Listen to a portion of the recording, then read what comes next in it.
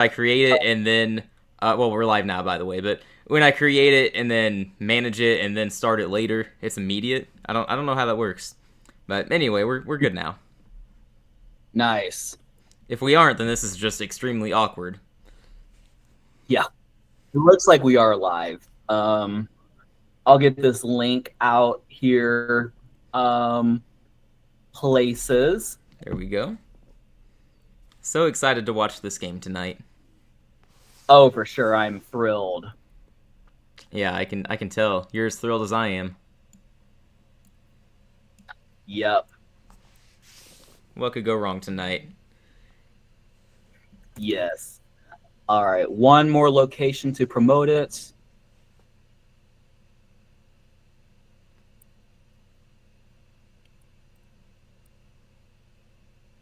All right.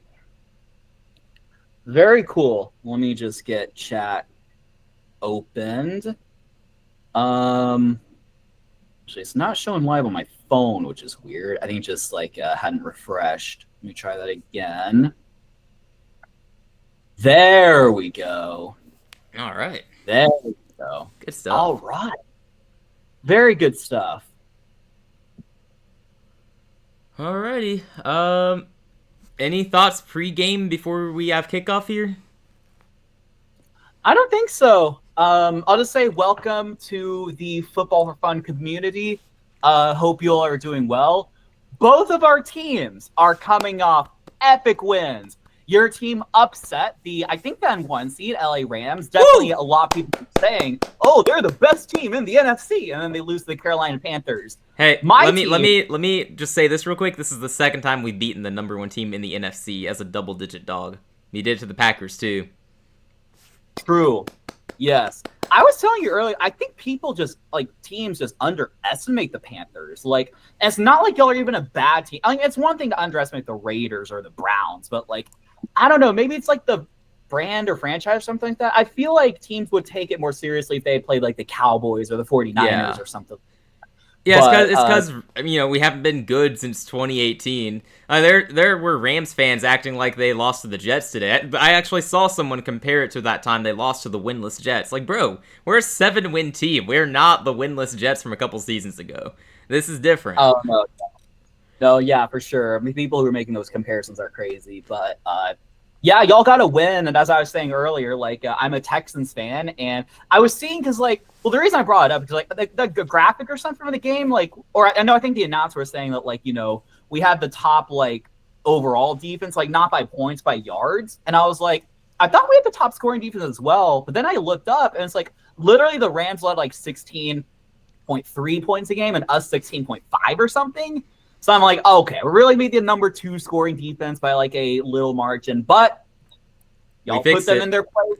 Y'all dropped 31 points on the number 1 scoring defense and put us back on top, I assume, unless something crazy happens. I mean, surely, unless another team, maybe Seattle with a shutout win today. I doubt it. Yeah, I guess it's possible. I mean, we'll see when these statistics update, but yes, my team got a critical division win. CJ Stroud back in the lineup. I could see a little bit of rust there, and he threw 1 pick, and then all of Mills Mafia is just praying to the spirits of Davis Mills to come back, right? But overall, it was a really from what I saw on and off actually, because I had other stuff happening. But from what I saw, our defense once again played really well. I think Will Anderson did something. I think maybe he did something. He did something. Right. He was in the game.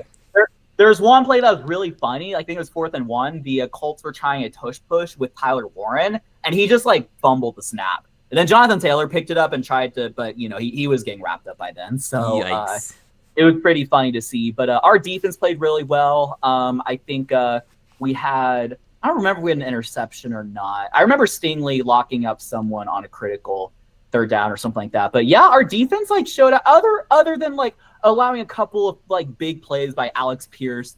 It literally happened twice to where he's just running some route in the middle of the field, and Danny Dimes throws to him, and he's just there with 3 guys surrounding him, not covering him, but in the premises. He just catches it clean. That same play and same coverage literally happened twice. I feel like I feel like that's just Alec Pierce every week. Honestly, whenever he does something, that's basically what it is.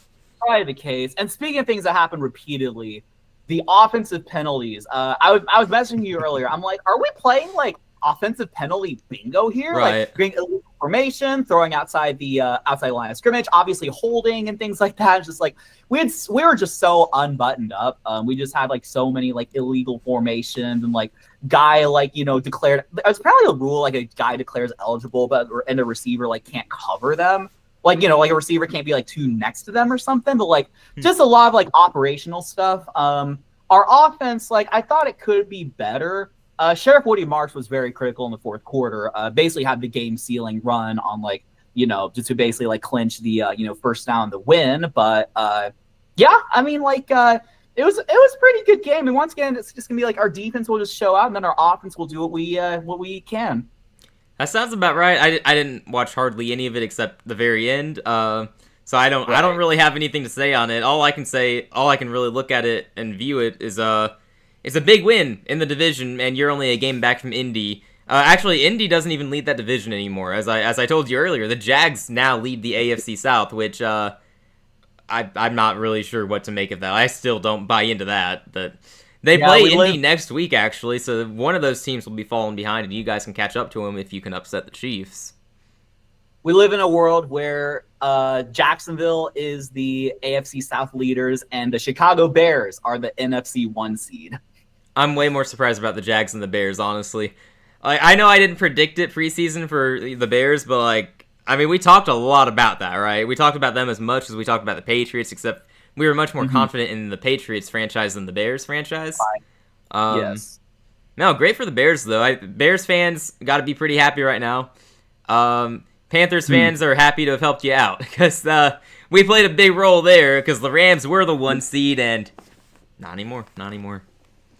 Broncos got the ball, by the way, from the kickoff, and on 1st and 10, I think RJ Harvey just ran for a first down, just kind of like toughed it out. RJ Harvey breakout game at last, hopefully. Yeah.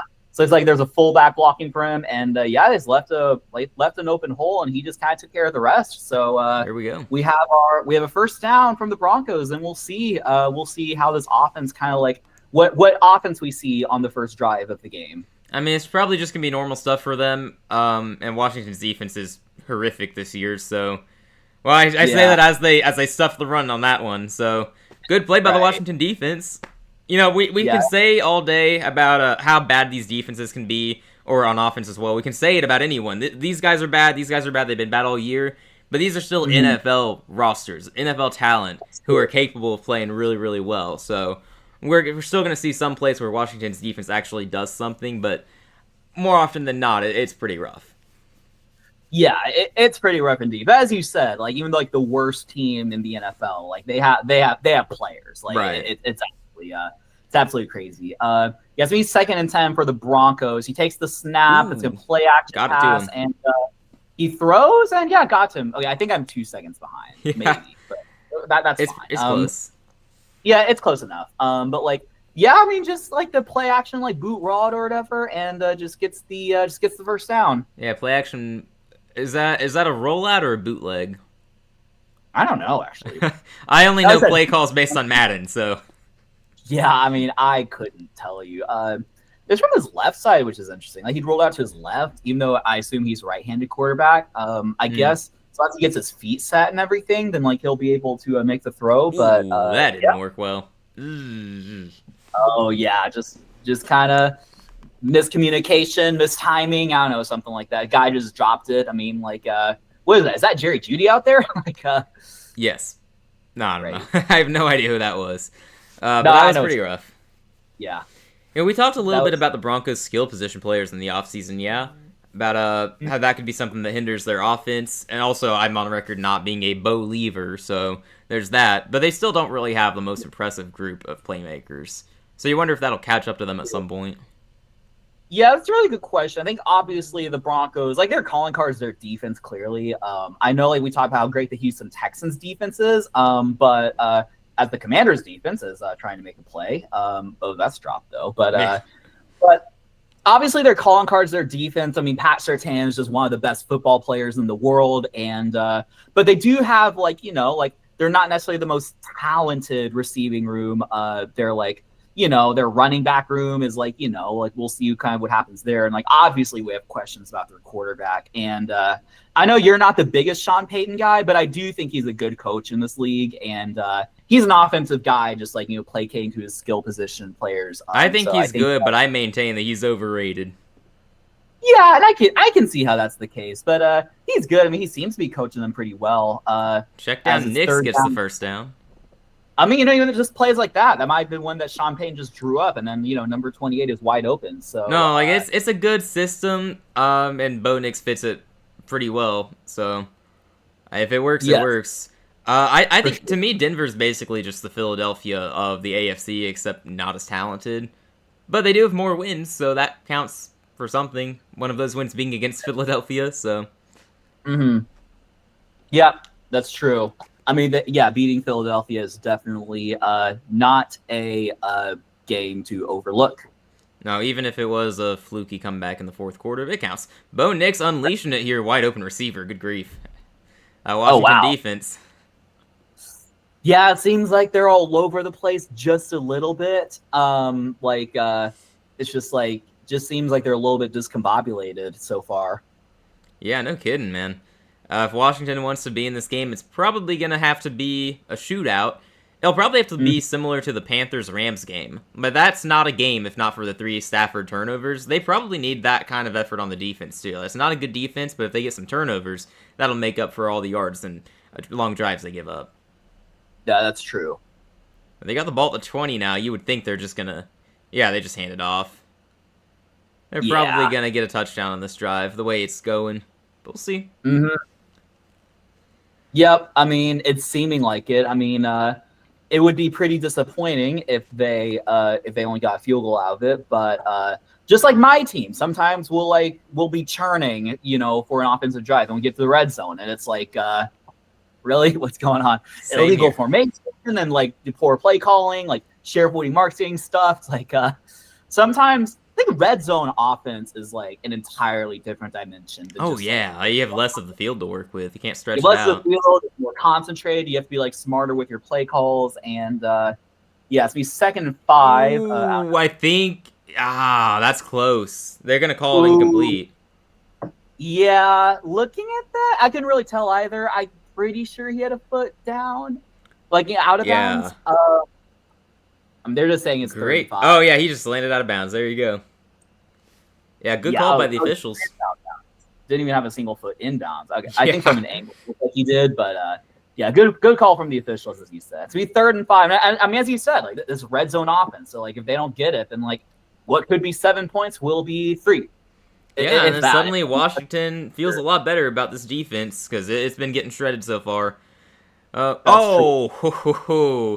Guess they're going for 3.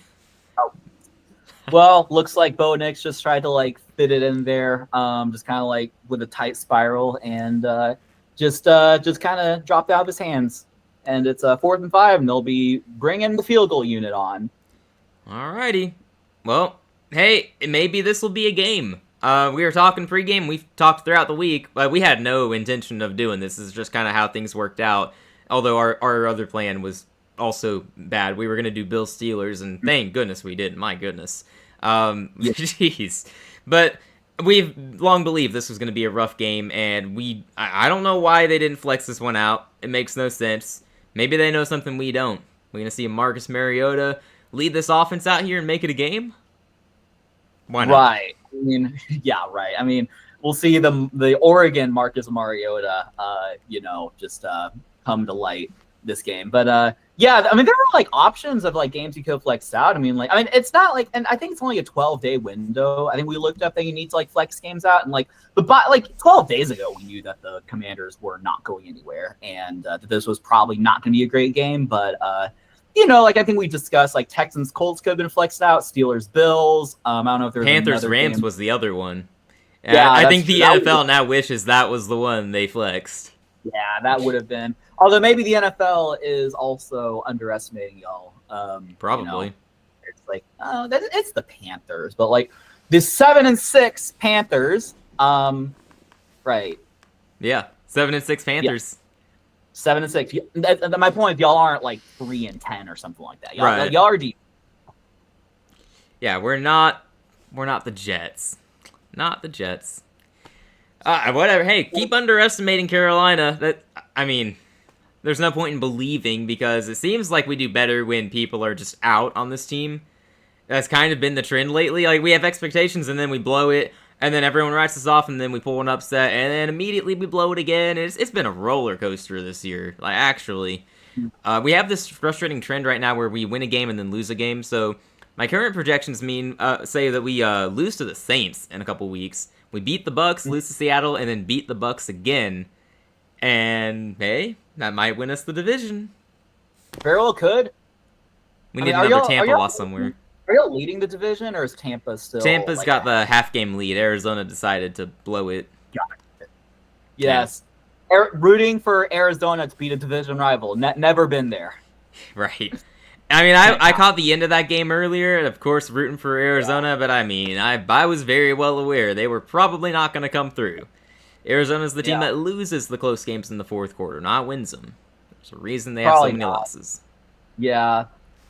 Well, it's interesting now because, I'll be going to the Texans-Cardinals game. And I was wondering, when I got the tickets, I'm like, I wonder, what the status of, each team will be. And, my thing was, I just hope that we're in contention. When we started 0-3, I'm like, I just hope we're, back in it by that game. And, we definitely will be. Even if we lose to the Chiefs next week, we'll still be in the thick of it, right? And, Cardinals, they'll be eliminated. So, hopefully it'll just be a blowout that we all enjoy. But, it'll be fun regardless, but very excited about that. Yeah, that'll be a good one. I currently have no plans to go any games, but look, if we host a playoff game, I will be there. And the chances of that went up a lot today, so that's true. I need to get ready for that. Hopefully. Oh, here we go.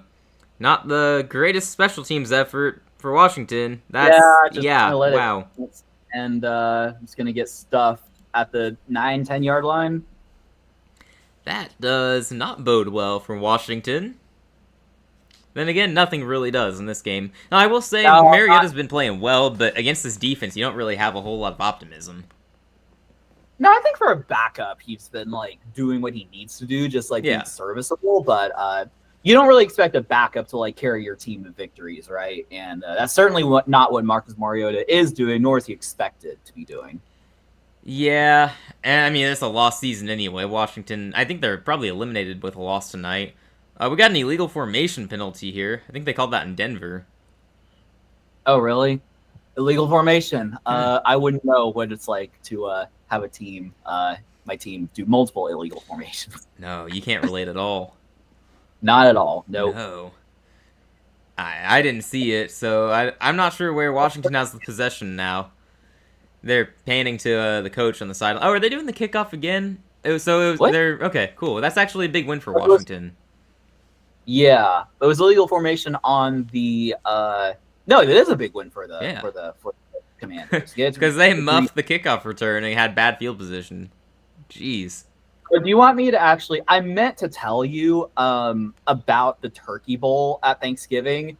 This is the pinnacle of our football for fun. We're broadcasting this game, but it's gonna be so boring because the special teams play kind of reminded me of it. So I had a decent day. I will say though, it was very low scoring. We lost by a score of basically I guess the equivalent would be 3 touchdowns versus 1, so 21-7. But I did score the only touchdown for my team. It was actually a really cool play because my dad, who's on my team, he knows that my cousins were really locking me up, and I run straight or run a post or whatever. They'd lock me up, and then but it was I would run kind of a slant, basically a longer slant. My dad kind of audibles. He's like, "Hey, when you do the slant, when you do the slant to the right, cut hard to the right. Sorry, slant to the left, cut hard to the right, and then I'll get you there." And sure enough, they were just trying to lock me up, and then I just went the other way and was wide open in the end zone. Wow. So I had that good play. I had a couple other good plays. Not necessarily I had one that was basically a glorified punt. So it was 4th down and they got me on a big play, but it was short. But it was it was at least good. It was basically a glorified punt. And then there was another that also kind of turned out to be that. But I did cost my team the game, and the reason for that No. is, well, here's what happened. Like now I know how, like, you know how when, like, you know, like a player like literally costs your team the game or does something dumb, kind of like, you know, like a lot of people probably thought of Caleb Johnson from the Steelers when he did that thing. Like, I don't know what he did, but it's just like, I know how that feels now. And the reason I say that is because in a rarity and just, like, you know, backyard football in our Turkey Bowl history, probably the first of our history, there was a punt. So the other team was going to punt to us. And my thing is like, oh, I'm going to be a superhero and I'm going to return the punt. We don't want to know what happens. Catching a punt. Did you muff it? Well, it just touched my fingertips. And then my cousin, like, got it. So I did muff it, yes. No. That basically, I think it was like 1-1. Then they scored, and it was 2-1. Then they had another score, 3-1. So it's just like, yeah, I really felt bad about that one. I mean, family was chill. It was whatever. We had a laugh about it and everything like that. But yes, I know what it's like to have good plays, but then just cost my team at the end, and none of that mattered. That's rough, man. But hey, look, you got a touchdown, so that's cool. True. You got more touchdowns this week than the Vikings. That's impressive. Yeah, that's true. No, got a touchdown, got some other, like, big plays, and yeah, got a couple defensive stops. I can confirm that, like, there was a 4th down play where I had to, like, bat the ball for my little cousin, but it was a stop. And that's all that matters. You got the stop. Yes, All indeed. Right. Good stuff. Sounds fun. I didn't do anything like that. I just sat around and watched football instead of playing. Yeah, that was one downside of my Thanksgiving, was I didn't watch as much football as I would have liked. Because, like, you know, there's, like, food during the first game. Then during the second game was the Turkey Bowl. And then during the third game, which I told you, it's like, I'm trying to watch no, I guess it was still during Cowboys Chiefs. I was trying to watch that game, then they're like, we need one more player for this board game. I'm like, fine, I'll play. It's okay. It was like upstairs, like, so the TV was downstairs. I couldn't really do both. So that's unfortunate. Yep.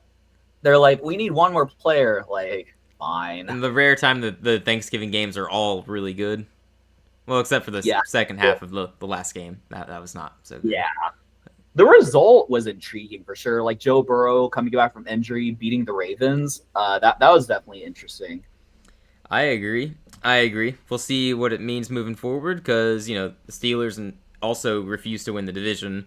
They play the Ravens play the Steelers next week, so that will temporarily decide who's in first place. Like, clearly in first.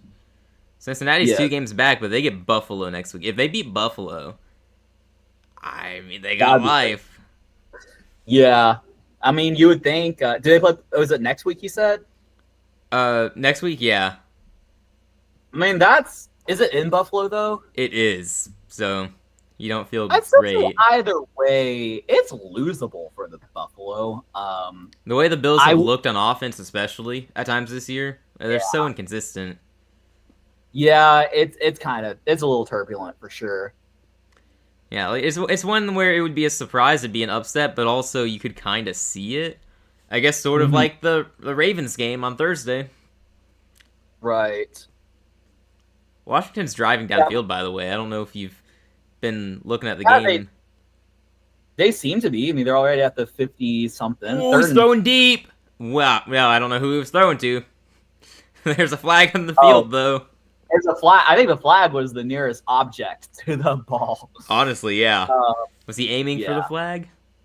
But they might be getting holding here, given that no one was in the area. Yeah. Looks like it. Holding? I think so. Yeah. Yeah. Can't do that, man. Can't do that. You'd be doing that. Probably not the best decision you've ever made. Is that Surtain, I think, who held? Yeah, I think Surtain's I didn't even realize he was coming back this week, so that's good for that defense. Good for that defense. Not necessarily good for this play, but, I mean, looks like he's back on the field, operating in business. Yeah. Good for him. I guess we'll see how he does. I mean, I don't know how severe his injury was. I don't know how long he was supposed to be out. I hadn't really heard anything about him. I didn't see the announcement that he was returning anywhere, so I don't know when that happened. Must have missed it. Yes. Washington really is moving right now, though. Jeez. They are moving. I mean, the offense seems to be like operational under Mariota. So yeah, I mean Debo got stuffed, it looks like, but it seems like they're moving. They got life. And this game actually does mean something. I mean, it's nothing for Washington except a chance to ruin their draft position, but Denver is trying to keep up with the Patriots, for the path to the 1 seed in the AFC, and we've talked about the Patriots' schedule. They are probably winning 12 or 13 games.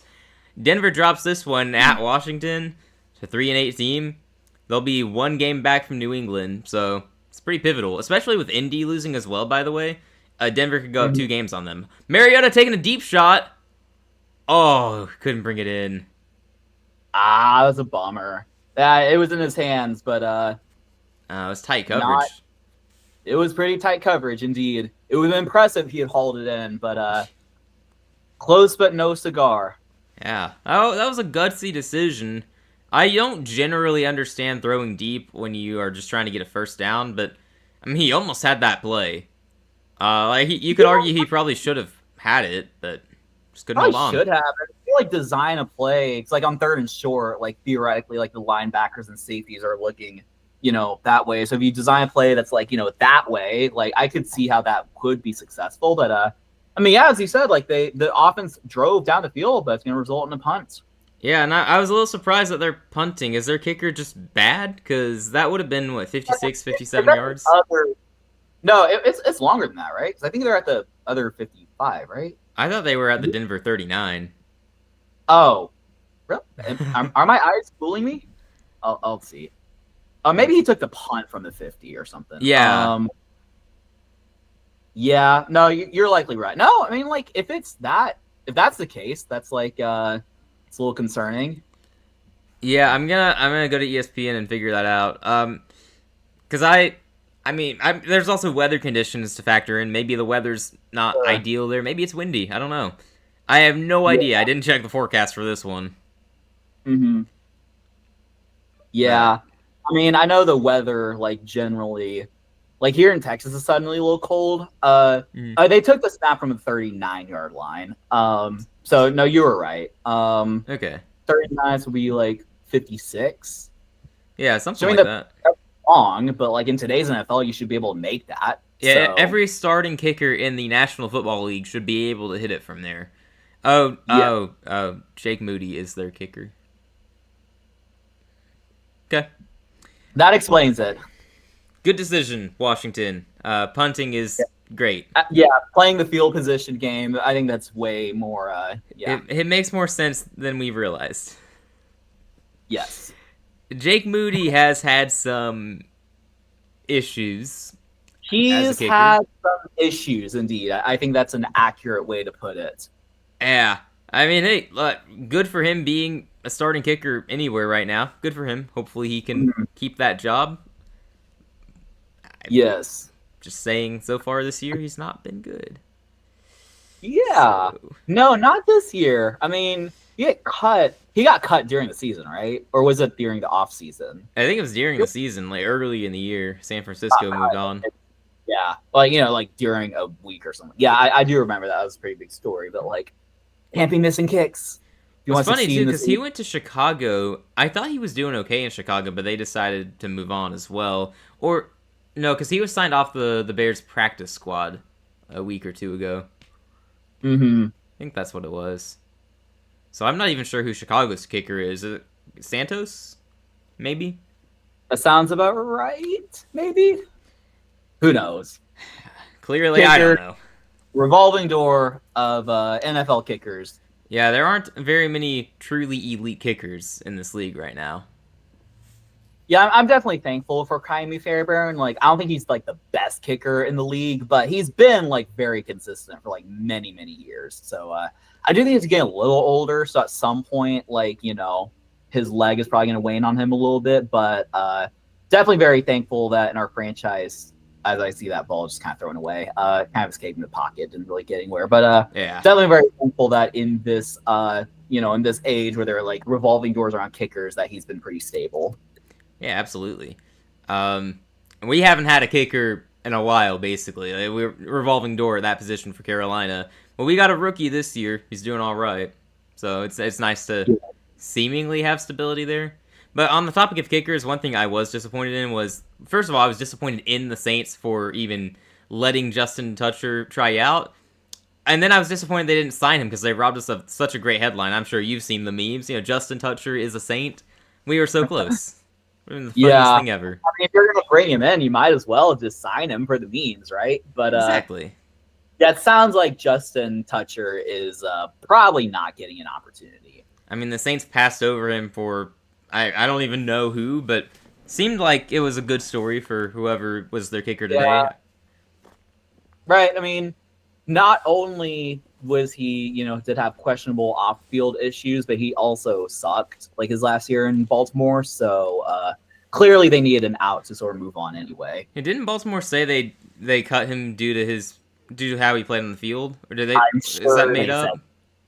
I mean, I think that's probably what they would say, like the diplomatic, like, and I think it's I think it's kind of like both. Like you could say it's both. Like if he was like on his best behavior, like they probably could have kept him around, but like just try to make it work. But now that stuff happened, it's just like, yeah, we're definitely kicking you, or yeah, kicking. Now that works. Fun. He got kicked off the team. That's true. Got cut, got kicked. Yeah.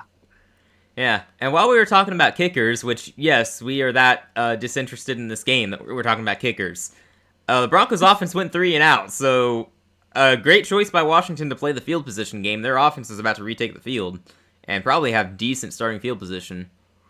Boomed that punt, though, to the 42. Solid. That's true. Yeah, Fair caught it. I mean, sometimes it's just football is just like a field position game, so you just decide do I kick the field goal or punt or go for it, and it's a field position game sometimes. Yeah, and when your kicker is bad, you're more inclined to punt on what would have been a 56 or 57-yard field goal. So, good decision, it turns out. Good to see. That's true. Yes. Yeah. I'm glad this is a close game, but it also hasn't been that interesting so far. At least it's close, I guess. The NFL Week 13. We can talk about some games, or we can wait a little bit. No, we may as well go ahead. It's not that this game's gone out of hand. It's just so boring. We want to talk about boring, though. Let's just go ahead and talk about that late slate, because, my goodness, it was bad. We want to talk about Nine's replacement, because our expectations were low, and somehow they weren't low enough. I got my hopes up for the Max Brosmer legacy run. I was like, J.J. McCarthy, former 10 overall pick, is going to get replaced by an undrafted rookie. He's going to be next Kurt Warner and everything like that. And somehow, I guess it's possible to play worse than 9. Yeah, Max Brosmer, we're going to call him 4. That's the amount of interceptions he had today. Right. Yeah. Do you know how impressively bad you have to be for Justin Jefferson to only have 2 catches for 4 yards? Are you kidding me? Jefferson fantasy owners, I feel for you. Look, TJ Hawkinson had a good day at least, so that's something. That's true. I guess. Man. Yeah, I mean, just what a disaster in Minnesota. And of course, they're playing against Sam Darnold. It's the Sam Darnold revenge game, and it was funny. I think I was watching the Fox pregame show or something like that. Before the games kicked off, and how they'll have headliner questions, coming up next, whatever. One of them was coming up next, should the Vikings have retained Sam Darnold? I'm like, is that even a question?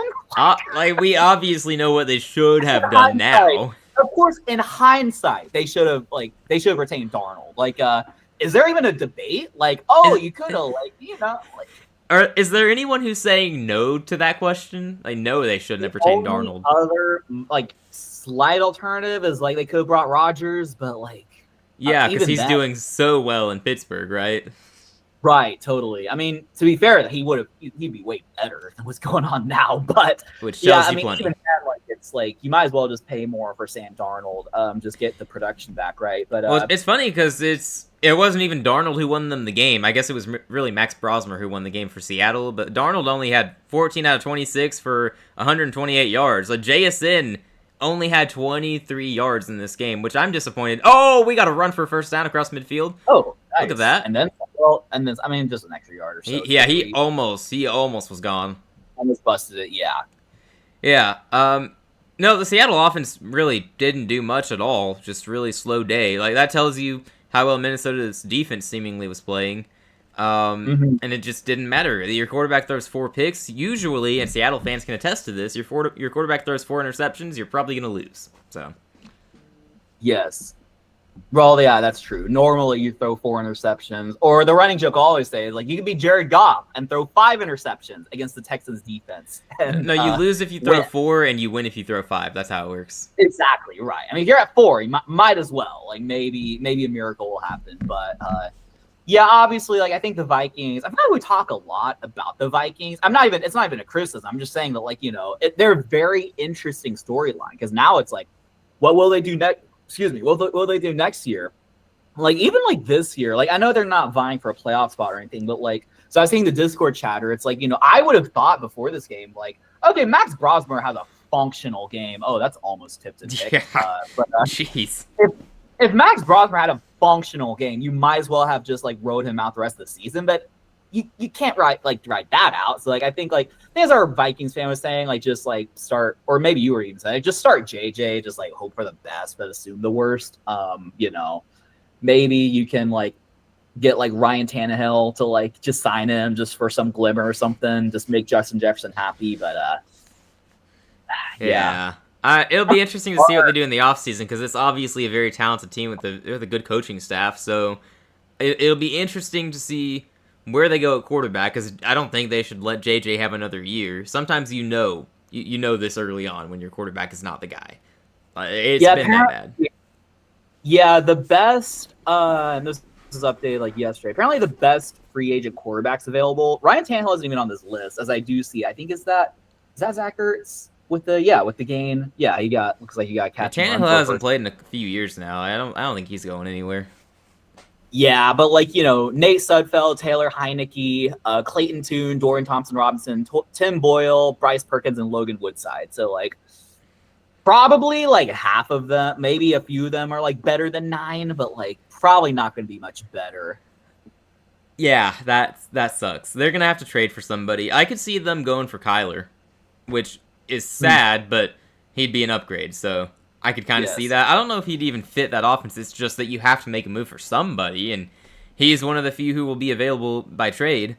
My belief is if Cincinnati is stupid enough to do this and Joe Burrow wants out, they should pull the trigger on that, because that'd be nasty. Yes, for sure. I mean, like, if you can acquire Joe Burrow, by all means. I don't tend to think the Bengals will move on from him, but we've seen crazier things. I mean, like, Carson Palmer once quit on the Bengals, so wouldn't put it past Joe Burrow to do something similar. Joe Burrow doesn't strike me as the kind of person who would give up on that team, honestly. I feel like he wants to be a Bengal for life. I genuinely wants to. And like, didn't Joe Burrow? Wait, I just realized it. Didn't Joe Burrow and Justin Jefferson play? Exactly. Yeah, they played at LSU. That's why it would be even better. I just now made that connection. Like we've been talking about Burrow to the Vikings. I just now realized he'd be reuniting.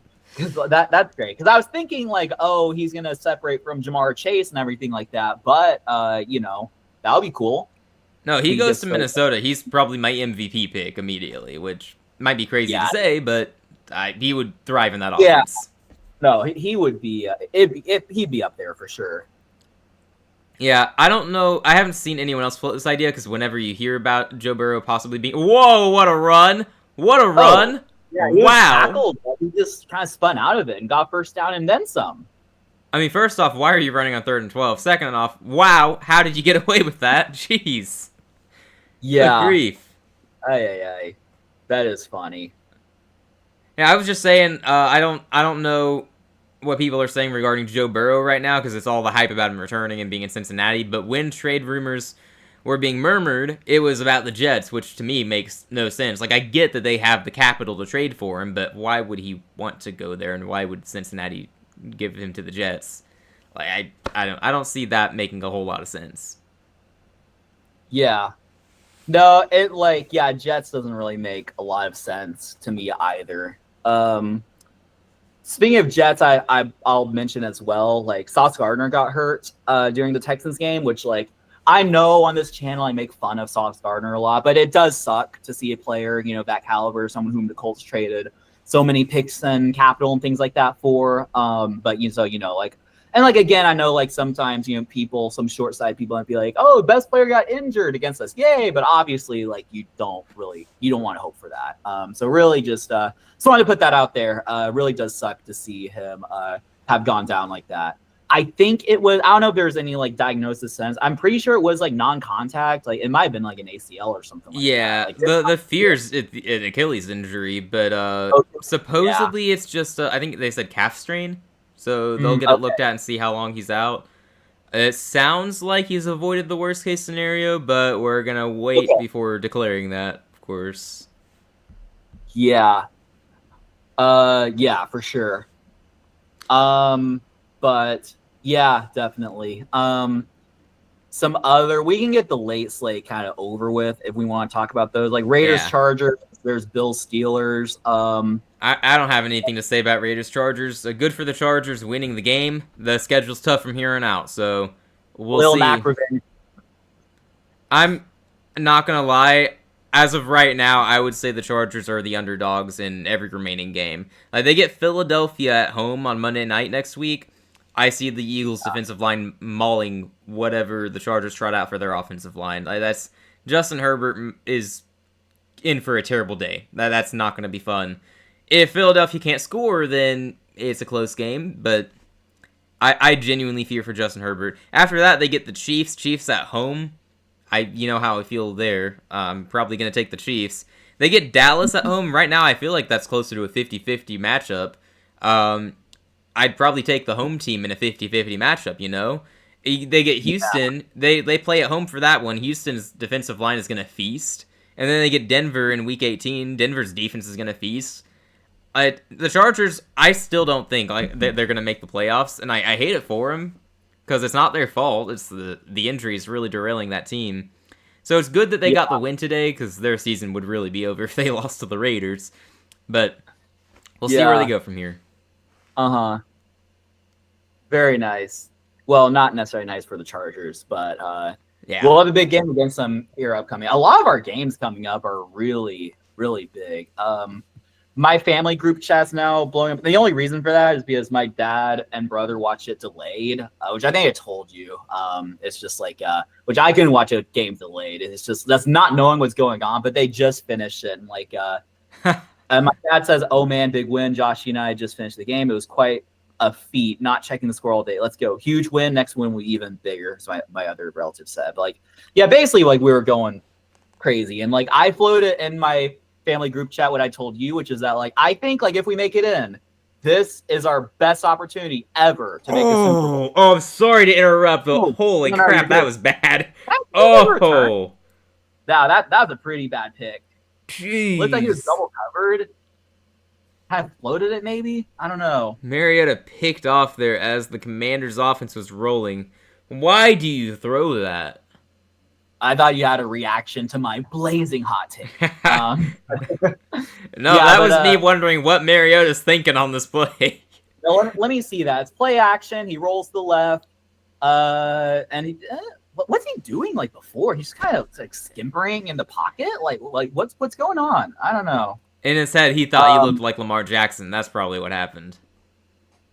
Yeah, right. Marcus Mariota and Lamar Jackson, not a great comparison. Nope. Mariota took a big hit on that one, too, throwing into what looked like double coverage. I don't know how he thought the ball was going to make it to the receiver. Like, good grief. Yeah. But... All right, continuing. No, I was just saying, like, this take. Like, as long as we make it into the playoffs, like, this is, like, I think this is the best chance we've had in franchise history to, like, make a Super Bowl, which, like, at first, it probably sounds like a hot take. But honestly, if you really think about it, in all our other playoff runs, well, I don't think we've ever had the number one, like, defense. There was one year where we had the number one overall defense, but that was also when Brock Osweiler was our quarterback, so we had no chance there. And that was also when, like, the Patriots were really good. But, like, in all our other years, like, there would be, like, the Patriots dominant or the Chiefs and things like that. And this is a relatively weak AFC at the top. I see RJ Harvey nearly get the first down, but he's kind of stuffed short. Yeah. So, like, the AFC is kind of top weak, like, not really top heavy, whatever the opposite of that is. But also we have, like, the defense and everything like that. That said, I am not anywhere close to picking us to win the Super Bowl. It would take some heroics, and so, like, our offense would really need to step it up. But I do think we'd have a better chance than we've ever had. I'm getting a lot closer to saying y'all could go all the way to the Super Bowl, not necessarily win it. But you already knew I didn't trust anyone in the AFC coming into this week. The only team in the league that I really trusted was the Rams, and nope, that trust is gone, broken, shattered. But literally in front of your TV screen, just broken. Yeah. Yeah, exactly. Like I can't trust anyone in the league right now. Like I'm starting to wonder if Carolina flukes their way into the playoffs. How many games could we win? It depends who we play, but no one in the NFC is unbeatable. We've beaten two of the best teams in that conference, so I know we say this in irony, but Panthers, Texans, Super Bowl? Right. Well, I told you, we haven't really made this, like, official, but I did float out that, like, if Panthers make it to Super Bowl, and I think we had a subscriber goal, but, like, I would join you for the Super Bowl, like, watch party. But if the Texans aren't it, though, then I think I will, let's say I'll have other plans. Yeah, absolutely. But, yeah, I don't think we'd be able to watch that game together in any way. Like, I don't think we'd be able to stream it either. Like, do you think we could stream, like, a post-game recap, or probably not? That it depends on how much time you give me to cool down if my team loses, and vice versa for you, because I'm going to be really sad. Right. Yeah, I think, like, I think it would be tough. It would only be tough for me, though, because, like, I guess I would be with family, so it might be. It depends logistically. I mean, maybe. I mean, like, I wouldn't, like. I mean, losing the Super Bowl, like, well, I don't know what it's like. But I was gonna say I do, but I don't really remember. Oh no, that's totally fair. But, like, I feel like I'd be very sad, but I don't think I'd be, like, super duper devastated. Like, I don't know, but I don't know what that feeling's like.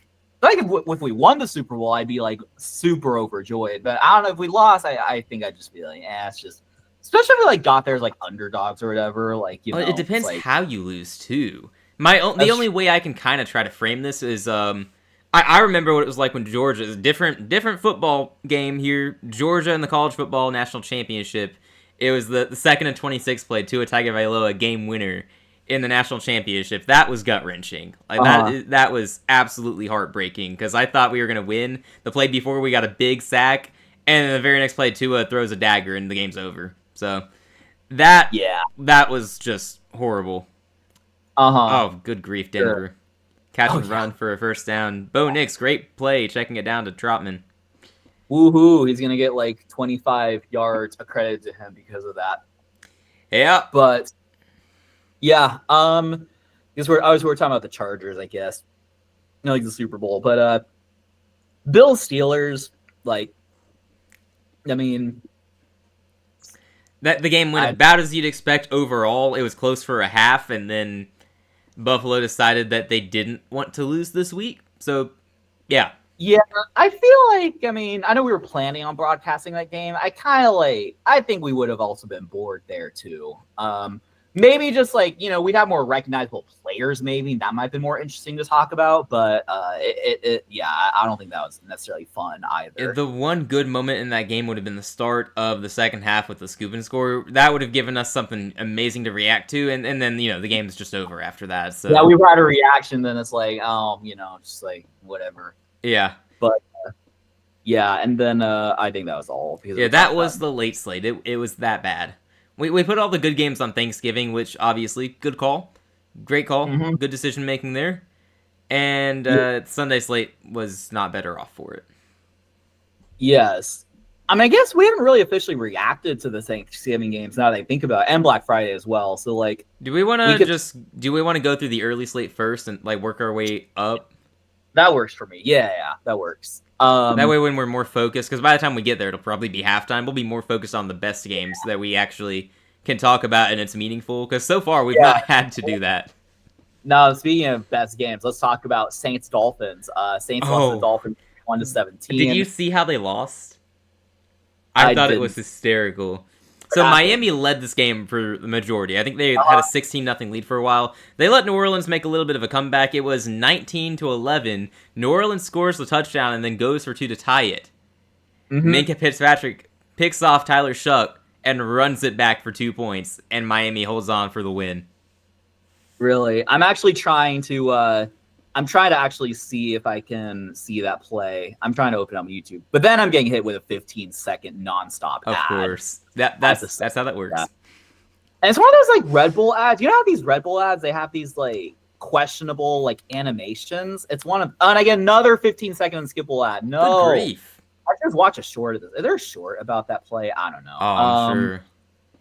Let's see. Oh, Dolphins fan. I think that's it's Tyler Sports, the obnoxious Dolphins fan. You could say that. Yes. I'm listening it to with audio off, so fair enough. I'm watching his reaction. They showed two. I think that's probably a touchdown pass. Oh no, it's an interception in the end zone. Okay. Showing Tyler Shuck pick 6, I think, or no, that wasn't pick 6. I mean, it's basically a pick 6, except not for 6. It's a pick 2. I don't know how they labeled it though. Oh wait, let me. I think hey, Oscar Nation, how you doing? Welcome on in. Well, no, I wasn't looking at the 2-point play yet. Oh, okay. Sorry, I was looking at a play before that. Oh, I see the 2-point play now. 1 second, let me. So it's 2-point conversion, 17-19. Yeah, Shuck throws it. Oh, he just snatched it, didn't he? Yep. The guy, Minkah Fitzpatrick. Yeah, and then just ran it. That's so funny. I sure thought so. Great way to lose New Orleans. The downside is they're in position to draft a quarterback, but maybe they'll be the team that gets Ty Simpson, who I've already told you, and I'll say it on air too. I don't think Ty is going to do anything in the NFL. I was surprised so many people were hyping him up after the Iron Bowl last night. I didn't think that was a good performance. Oh, Bo Nix escaping. Oh wow. Nope, never mind. Nah, just threw it. I mean, he threw it kind of to himself. Like, was there even like anyone? I guess he was out of the pocket, so it doesn't matter if there was like like a receiver in the area. Yeah. So I think grounding is just in the pocket, right? If you throw in the pocket to no one. I think so. I think he's trying to discuss that with the officials. I'm not totally sure. Oh, it was tipped anyway. The defender hit it with his hand. So regardless, I can't call grounding. We did talk about that actually on another broadcast. Like if it's tipped, it doesn't matter. Yeah. That's familiar. Congrats on 12K views on the Georgia game stream. Thank you. I have no idea how that happened. Absolute luck. So, since no one else is here, what was Alabama Scholastic Chess like? That's a good question. I don't actually get that one a whole lot. I'll use the bathroom while you answer that. Not that I don't want to hear the answer, but it's good for you to just ramble if you want. I'll be right back. Okay, sounds good. Denver just made a 33-yard field goal, by the way, so extending their lead to a grand total of 6 points. Alabama Scholastic Chess, it was fun. Very competitive. It was interesting. So I played Scholastic Chess for as long as I could. I didn't have much success until I hit high school, actually. Like, I tried to win the junior high championship, and I would consistently get second place. It was pretty annoying, actually. There was one year, I went 3.5 out of 4, and didn't get to play the guy who won. He went 4 out of 4. Somehow we just did not get paired. So that was tough. Because there was a good group of probably 4 or 5 players who were all really, really good. And they were all from the same club, too. And then I'm just kind of the outsider trying to come in and win. It's really funny to phrase it that way because we were all pretty friendly and chill. I really liked those guys I was competing against. I would go with we're rivals. They'd probably agree, but we're all good friends off the board. So Yeah. that's the way you want it in the chess scene anyway, or really any competitive scene. Some of a lot of like chess rivalries. It's like you like on paper you have a fierce rivalry against someone, but in reality, like y'all are like friends. Y'all both like chess, or you all like chess, so y'all have something to talk about. So I can see how that's the case. Yeah, some of those guys, we would have the most entertaining games. I think the last year I won it, the guy basically just got his queen trapped, and then I messed it up, and then somehow he messed it up in return. It was pretty wacky. Yeah, I did win. I did win 3 of them. The one year I didn't win was the COVID year, I think. I like to pretend that didn't happen. I mean, that's fair. I mean, like in 2020, like chess tournaments, like really. Yeah, well, we didn't do the championship that year, but we did an online playoff to determine who would go to the Dinker that year, and I tried. I just didn't win that online thing. So yeah, you could argue that the winner of that won the championship that year, but they didn't label it that way. I don't know. There were some weird decisions in COVID year. No offense to if that's your friend or whatever. It's a Mickey Mouse victory. I mean, that's what we call it in the professional games, right? Yeah, so exactly. Yeah, they were only 4 rounds. Most Scholastic tournaments are longer than that. In fact, the most of the sections in the state championships specifically were five rounds long instead of 4. It was just the upper sections, the championship sections. They would break it off by rating, I believe. They'd have the championship section for K-12, K-9, etc., and then have a lower division by rating. I don't know why it wasn't just an open. At one point, it was just an open, and I think they just changed it so we could have separate winners. I guess I've never been in behind the scenes to learn why certain decisions were made. I guess it's so we can have more winners. Right. I'm not saying I'm against it. It's just I have no idea why it happened. No, I see what you're saying. Sometimes like chess tournament like formatting can be very confusing, and it's like, why are we doing this? Yeah, and I never cared to question anything. As long as I get to play games, we're good. You play 6-round tournaments, each 30-minute, 5-second delay. See, that sounds fun. That's some good. For me, that'd be pretty fast. I need more time to sit and procrastinate. But that'd be fun. Did I ever tell you about like so like, you know, unlike Isaac, I was never like a true contender in like the Texas Scholastic chess scene. Well, and in fairness, Texas is much tougher than Alabama. I'm also lower rated than Isaac, but like, did I ever tell you? It's documented on my blog. I'm not sure if you would have read it though, because it was a long time ago. I went absolutely crazy in the Texas High School Championship. No, I don't think so. I don't think I read it. Absolutely crazy. I got 11th place. Well, for Texas, that's really, really good, right? Oh, that's crazy. It was like, you know, literally first through like 10th were like all 2000 plus Mike Masters. Then it was me, and then like 2000s. Like, so basically, what happened? It's actually a good story to tell while we're just watching this atrocity of a game. It's 6-0, of course it is. Like Denver kicked another field goal.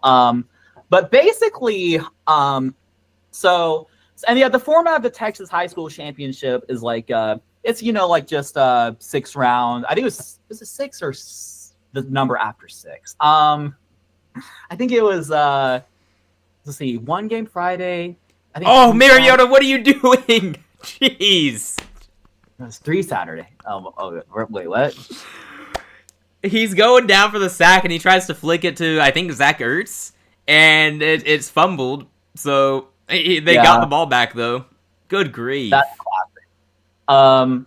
I actually don't know. Like, my memory is not memorying. I don't remember who was 6 or the number after 6, but like rounds. But anyway, but it's that number of rounds. The time trial was like game 60 or game 75 or something. So in this specific championship, this was my junior year of high school.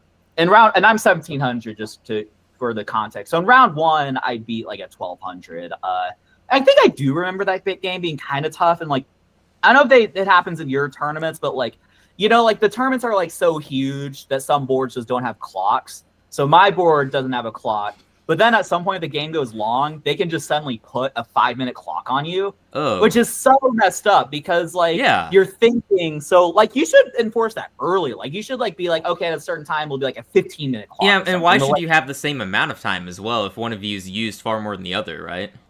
Right. I think it's just like general like gentlemen's like if we neither of us brought a clock, we're not gonna get penalized. But like doing a 5-minute clock because like.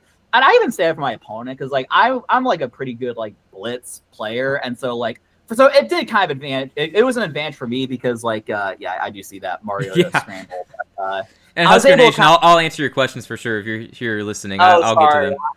I'm dominating. No, go ahead. We gotta get the story. That time, but yeah. So like I basically got kind of maybe not swindled with the guy, but kind of like. He was maybe in an equal position. We got the clocks. The 1700 outplayed 1200. But then in round 2, I get paired against. You might actually know this name. Actually, maybe not. But like he's now FIDE Master Dachi Lin. So I get paired with the number 1 seed in the tournament. He's like 23. Say 23-35. I think USCF. Why do I suddenly hear ringing in my ears? That's so weird. Does that happen to you? Like it's just like. Yeah, every now and then. Yeah, it happens so suddenly. So, but anyway, I get paired against the number 1 seed in the Texas High School Championship, Dachi Lin. He's 23-30 FIDE. I won. Good grief. Yeah, it was a crazy it was a crazy Queen's Gambit declined. I played as black, where like suddenly like I think he castled Queenside. And so it was basically like Queen's Gambit declined and he castled Queenside? Yes. They do that? Yeah, it apparently happens.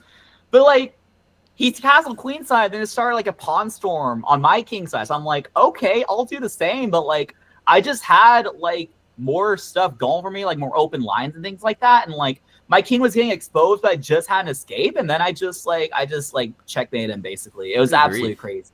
That sounds crazy. Yeah, I'm surprised that a strong player like 2300 level, right, would play something like maybe I'm out of depth here, but that because I don't play Queen's Gambit or anything Queen Pawn related, but I wouldn't imagine that's very sound theory. No, I can see. I don't think it was very sound. I'm gonna have to look back at my blog, which then I'm gonna cringe at my writing at the time. It's like that. Yeah, but I'm pretty sure. I can, oh gosh, I've posted so many blogs back in the day. It makes me wonder if it was like some kind of trick opening or not trick, but something you don't play against your top competition, but you play against lower rateds to try to get a cheapo win.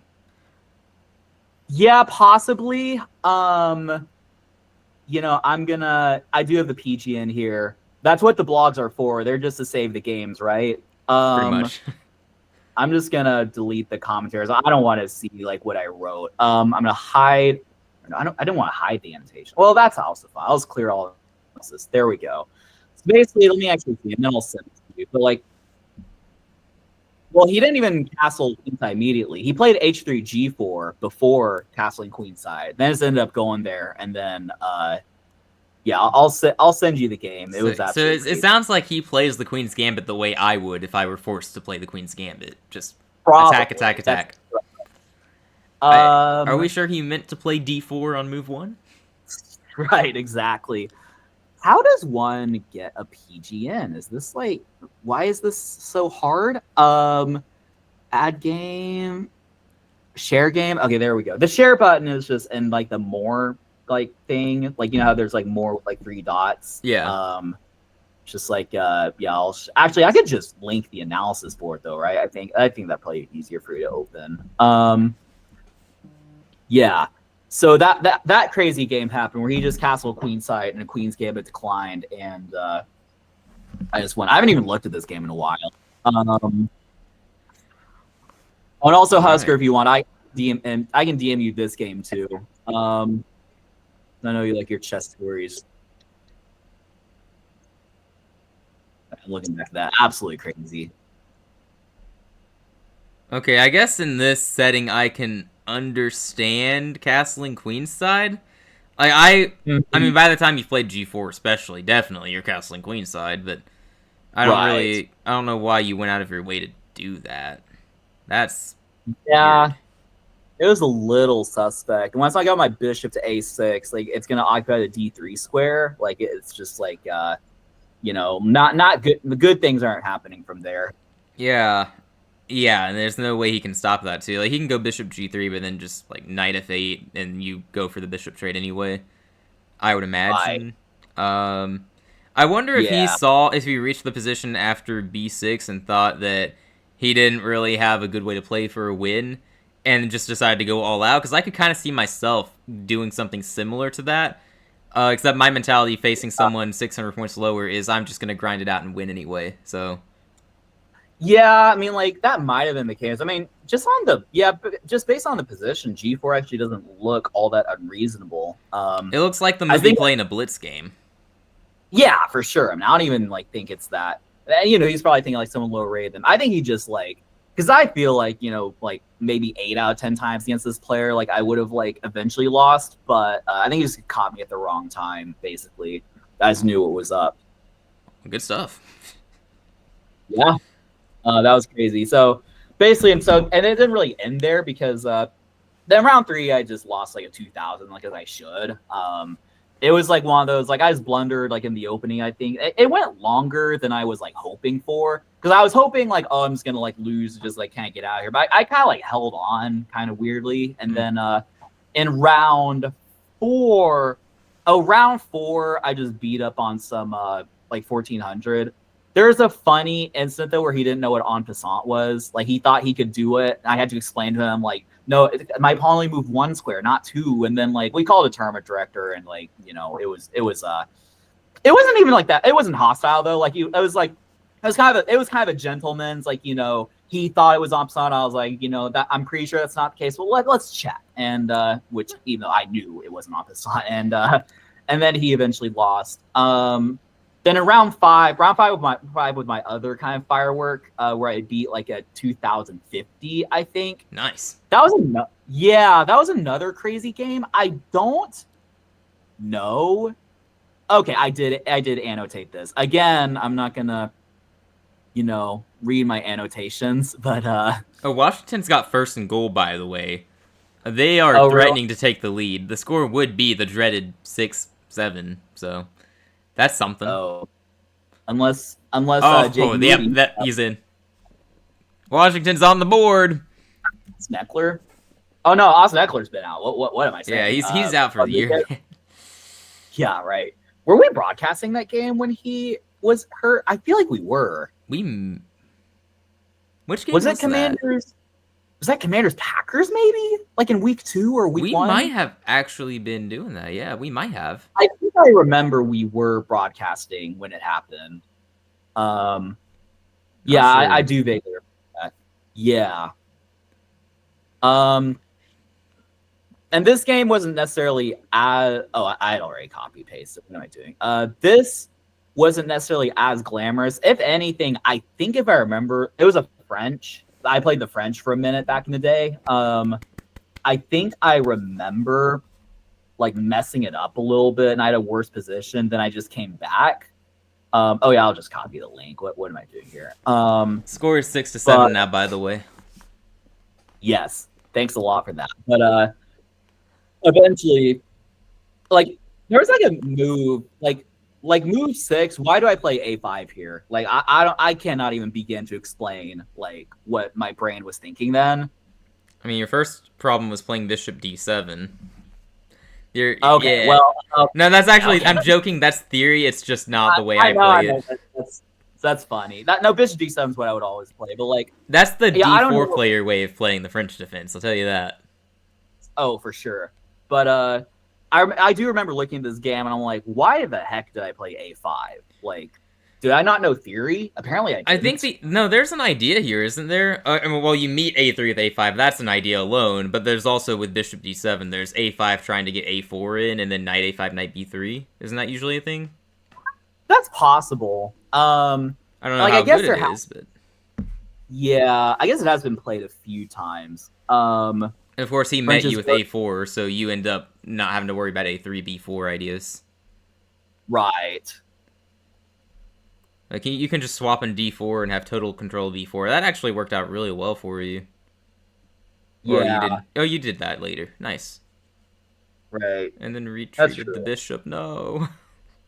What move are you at? I'm move 10. Okay, yeah. Yeah, Oh, French is retreat a goaded. bit. Agreed. Agreed. Always played e5. I started learning the French. It's not hard to memorize. True. Principles are easy to know. True. Yeah. Yeah. Definitely better than Caro. Objectively, it's probably not better than the Sicilian. I mean, there's a reason most grandmasters play it. Like that at a certain level, the Sicilian is the objective best opening, but French defense can get you pretty far. Yeah, I think Sicilian's pretty good. But it can get complex depending on the lines. Alrighty. I love how we Yeah, assumed this game was going to be bad, but it's actually close. it is Did we close. jinx It's just it? kind of, I think so. Potentially. You're welcome, Washington. Yeah. Um, Advanced. Yeah. do you have more of the story to tell? Oh no, right. Sorry. I was mesmerized by my own game actually. I was like, how the heck did I win that? Anyway.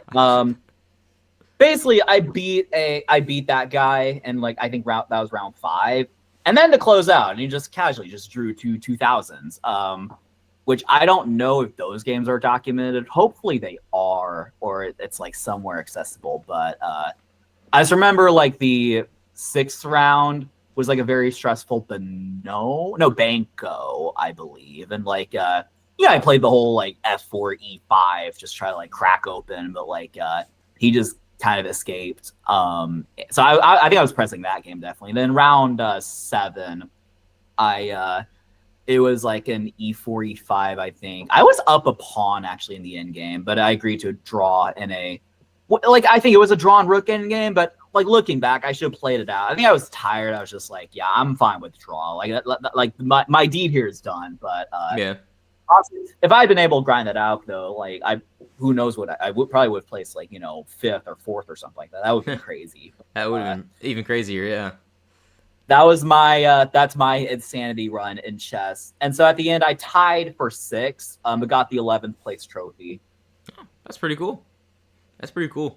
Texas is tough to play in, for sure. It's one of the best chess states. Yeah, definitely. Yep. Oh, 2-minute warning in the game now, by the way. We're almost at halftime.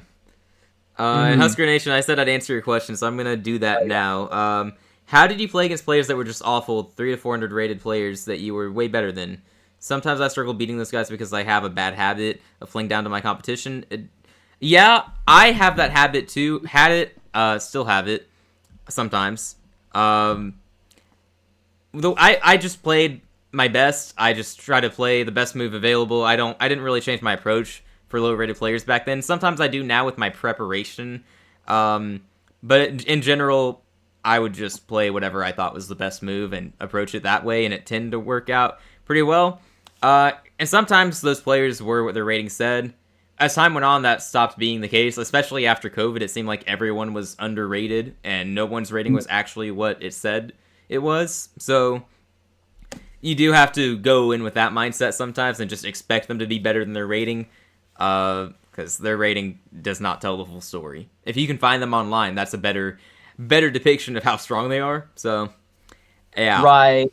My take there is that because I've like in like my local chess scenes, I've just like play like so many low rate players, and like the approach I've taken, I think maybe it helps that I'm like more of a positional player. Like if you're an aggressive player, I'm not sure how you'd approach it necessarily. Probably still similarly, which is that like at some point they'll make a mistake. Is kind of like how I approach. And if they don't, then they're just like crap. Or maybe if you don't take advantage of their mistakes, and it's like, maybe you just have stuff to work on. But at some point they'll make a mistake, like they'll blunder a pawn or they'll blunder some advantage, and it's like, okay, like, you don't have to sweat if the evaluation is like 0.0 on move 22. Now you're not going to know that because you're not using an engine, but generally during the game that is. But if you know that like, oh, it's move 22 and I don't have anything, just don't worry too much. And like, what's worst case scenario? You draw, like you don't lose. So like it's just like I'd say like, at some point they'll make a mistake. So you're playing someone super low rated.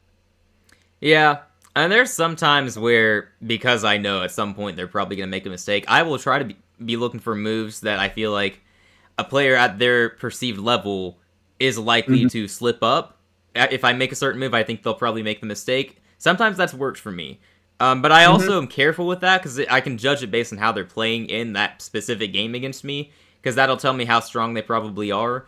I don't want to judge it based on their rating. That's just what they've done in the past. What matters most is what they're doing in the present at the board. Sure. So, Yep. Husker Nation also said it does suck when you are the last game going in the round, and then after the game you turn around and start the next round. So, hi, that's me at all the local tournaments every game. I don't know about Daniel, but that's me every time.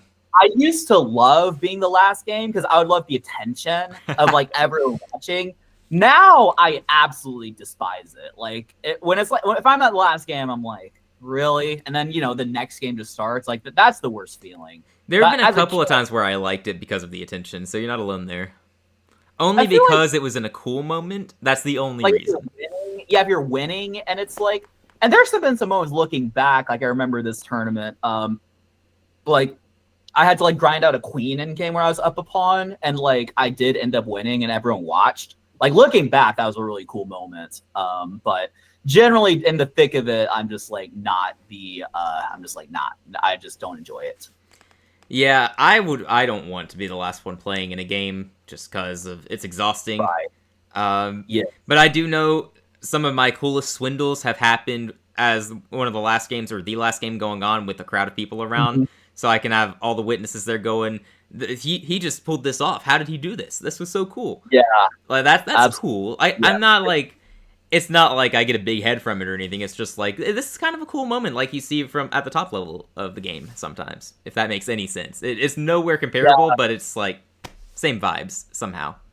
I'm doing a bad job explaining how I feel about it. Oh, you're good. It happened to me recently. Now, it wasn't like with the way the chess club was like structured. Like, I guess there weren't very many people. All that I think it was like lunch break though, so it was like like not necessarily. But like it did happen to me actually, where it's like one of the last games remaining.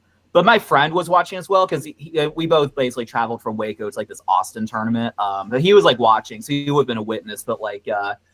He was the guy I was playing. He was a 1900. He was pressing a rook endgame up a pawn.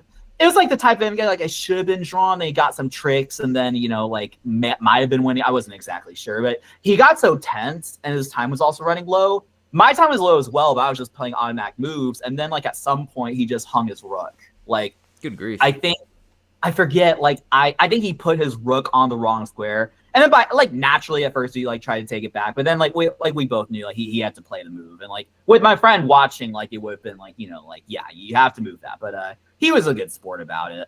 So I got a cheap win against a 1900 that tournament. You'll take it. I'll take those, yeah, for sure. Relating to the football game real quick, by the way, this has been super boring. Denver's about to score and take the lead going into halftime. Remains to be seen how many points they get, but. It's been really boring. It's just captain check down for the most part, which, if it works, it works. But I'm telling you, it's like watching Philadelphia's offense.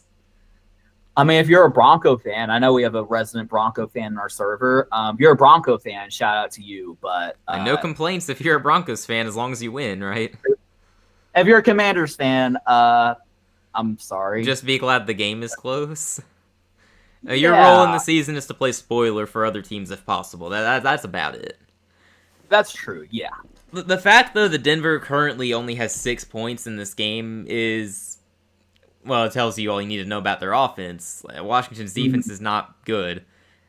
There are reasons, I've talked about this for weeks, there are reasons I don't trust Denver.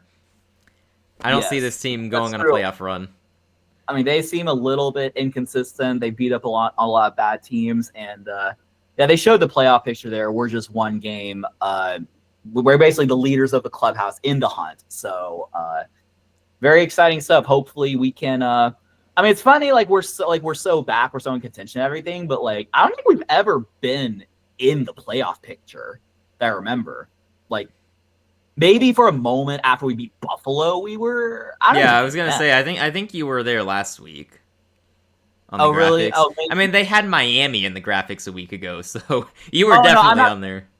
Oh, I'm not saying I'm saying like the actual like playoff. Like if the season ended, then we would have been in the. Oh, like in the picture. Okay. Oh yeah, we've been in the top 7. hunt. I'm saying in the actual playoff Okay. picture. Yeah, no, you haven't been in the picture. No. I think Nope. so. Another short pass here from Nix. This one didn't go anywhere. Oh, he got popped out of bounds. Mm-hmm. Hey. Husker Nation has a question we wanted to ask. Do the tournaments allow you to listen to music with earbuds / headphones? I don't think so, usually. Especially post, like, the cheating, like, epidemic, or at least, like, the outrage. Like, yeah. Maybe some casual chess clubs would allow it, but for the most part, it's not going to be allowed. Yeah, I wouldn't think so, no. If you see someone in a tournament wearing headphones or earbuds, they got permission to do so, and they're not listening to anything. So, right. Bo Nix is going. Oh, he got that throw off. Oh, wow. All right, that was a good play. That was a good play. That's crazy. Yeah. As long as his knee wasn't down before then, yeah. I think he got that throw completed. No, that was a good throw. Good play by Denver. Nice. The first good play on offense on that drive that wasn't just like a check down. Look, if it works, it works. Right. Unless you have other questions to answer, we can talk about other games if you want. Wait, hang on. I was looking at that replay. Oh yeah. Oh yeah. Yeah, he's good. That's the touchdown. Yeah. Like a split second, but he's in the clear. Yeah, it was close, but he got it. So yeah, and the kick is good, so it's official. Denver leads 13-7 in a great, entertaining game. I'm glad it's close, but it's not been fun to watch. We're talking about kickers and chess during this game. Right. We're even behind on our recap for the week because we're talking about those topics. Yeah, imagine. But let's see. I mean, we talk about Texans Colts. I wouldn't necessarily belabor that. Falcons Jets. I mean, good for the Jets. Kinda, right. I mean, the Jets are kind of turning a corner just a little bit. Like the past, I think the past 5 weeks, they're 3-2. Yeah. No, they've won a few games. I mean, the only downside is they're ruining their draft position, but also, they don't care. And they have 2 first-round picks anyway, so it's if they want to trade up, they can do that. Like if they are trying to get a quarterback, they have the ability to do that. Also, Tennessee's probably picking first overall, and they're not going quarterback, you would think. So probably still in position to get a quarterback. Wait and see what New Orleans does. Daniel, how's a question I can answer? Daniel, how's Baylor been doing this year? So mid would be generous, actually. So basically what happened, Husker. So first of all, I told Isaac, I checked out of Baylor football, which is really sad, but it's just so boring, and just Dave Aranda's still around. It's just so basically we were doing okay to start the season. I don't think we were ever super serious contenders or anything, but we were above 500. But then something happened a couple weeks ago. Our athletic director had to take a leave of absence, and it turns out he got into a fight with some other players from another team or something like that. Basically, he was misbehaving, and he took a leave of absence, and then the following week he resigned. And then in the midst of that, our university president, our university president, made a statement basically that Randa's staying, which I thought was crazy. I do think that's in response to the whole athletic director thing. But anyway, and then the athletic director thing, then all that happens and we get blown out twice and lose to Houston. So we went from 5-4 to 5-7. So it's not been fun. I haven't really been paying attention either. But our some of our best years are in the past, let's say. And I don't know that our future is necessarily bright. I mean, I'm not necessarily one, I'm maybe more of an Aranda defender than most, but it's not been great. Yeah, I would echo that. I don't know what Baylor's future is holding. Probably just going to be a lost cause next year and end up firing the coach anyway. But I guess we'll see. I would say as a football team, they were mid. I think that's a good description of them this year. As a program, they're not mid. They're worse than mid right now. I saw a headline a 5-star corner decommitted. It's just we can't have that happening. But it's really sad. I mean, because in years past I've had hope. Oh gosh, do we have a turnover? Sorry to interrupt. I think we might. You're always welcome to interrupt me talking about Baylor football. Fair enough. This would be a big swing. Sawyer Robertson, I think he's a senior. I don't think he's eligible to like transfer anymore. I think it's just maybe you can correct me if I'm wrong, but I think it's just I think he's a senior. I think he's a senior, but these days that doesn't even guarantee that he can't come back for another year. Still theoretically transfer if he wanted to. I have no idea. Yeah, I was under the impression this was his last season. So he redshirted in 21, and then he was like active for 4 years. I mean, I don't know how it works. I don't really know how it works either. And if he transferred, I don't blame him. Like by all means, Godspeed. Washington ball, by the way, they ended up with it. And they're just going to kneel it down and take their lead take Denver's lead into the second half because Washington lost that lead by not playing defense. Yes. An effective Washington not playing defense. Imagine. Well, I mean, 13 points for Denver is really low. That's kind of sad.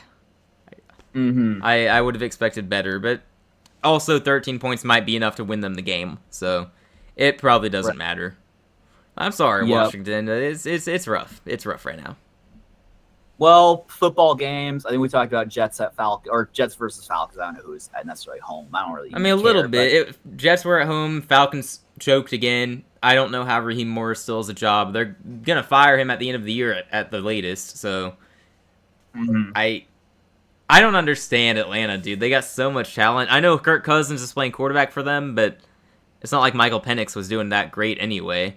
But they got all this talent, and they're 4-8. And even the defense, too. Like, their defense is not bad. They're inconsistent, but they got a lot of talent in defense now, too. Jalen Walker and James Pierce Jr. have both been good their rookie years. So, all that is to say, everyone laugh at Atlanta. It's really funny that they're messing this up. Yeah, that is pretty funny. For sure. And, like, I mean, again, shout out to the Jets. Like, they've apparently improved since the Sauce Gardner-Quinlan Williams trade. It makes no sense. None at all. The NFL does not make sense. 49ers beat the Browns 26-8. I mean, like, no comment on that.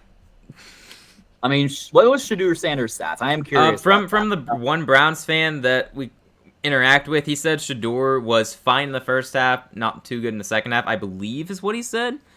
Stat line 16-25, 149 yards, 1 touchdown, no turnovers. It looks like. I was gonna ask, do we have a Browns fan? But I know what you're talking about. I know which medium we see him. But yes, Baker touchdown maker as he labeled his past quarterback.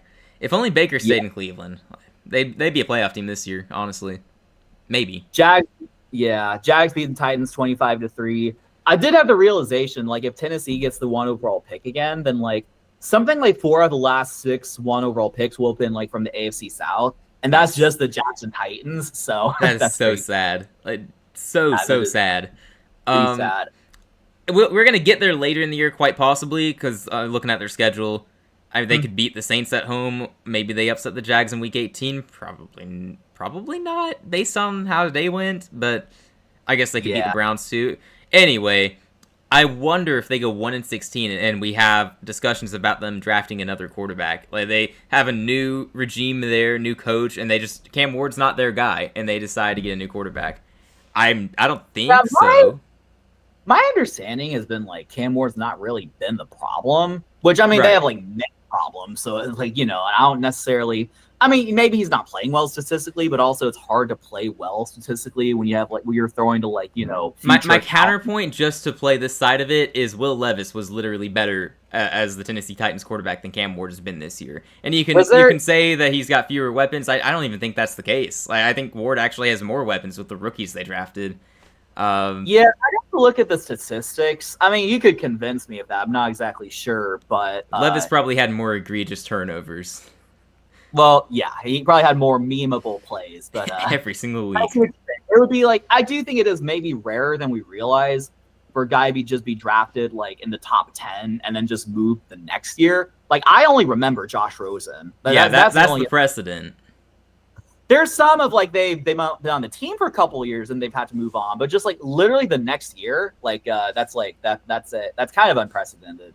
Yeah, I'm not predicting it. I don't think it'll happen. I don't think there's a quarterback that will be viewed that highly. For me, it'd be Mendoza. I would rather have Mendoza than Ward. I don't think that's going to be the sentiment, though. I'm just floating the hypothetical now before we really get into draft season. What if you do like Mendoza better than Cam Ward? Can you trade Cam Ward? Like this, he's probably still has value, and I'm sure there's someone is gonna go for it to the Vikings. I mean, that would be an upgrade. That'd be a big upgrade. Good for grief. Sure. I feel like for the Vikings, I feel like they probably want someone more proven, like known. I don't know if they want to take on someone who's like relatively unknown, but the problem is they're not gonna have many options. Is Kyler Murray? No, I wouldn't.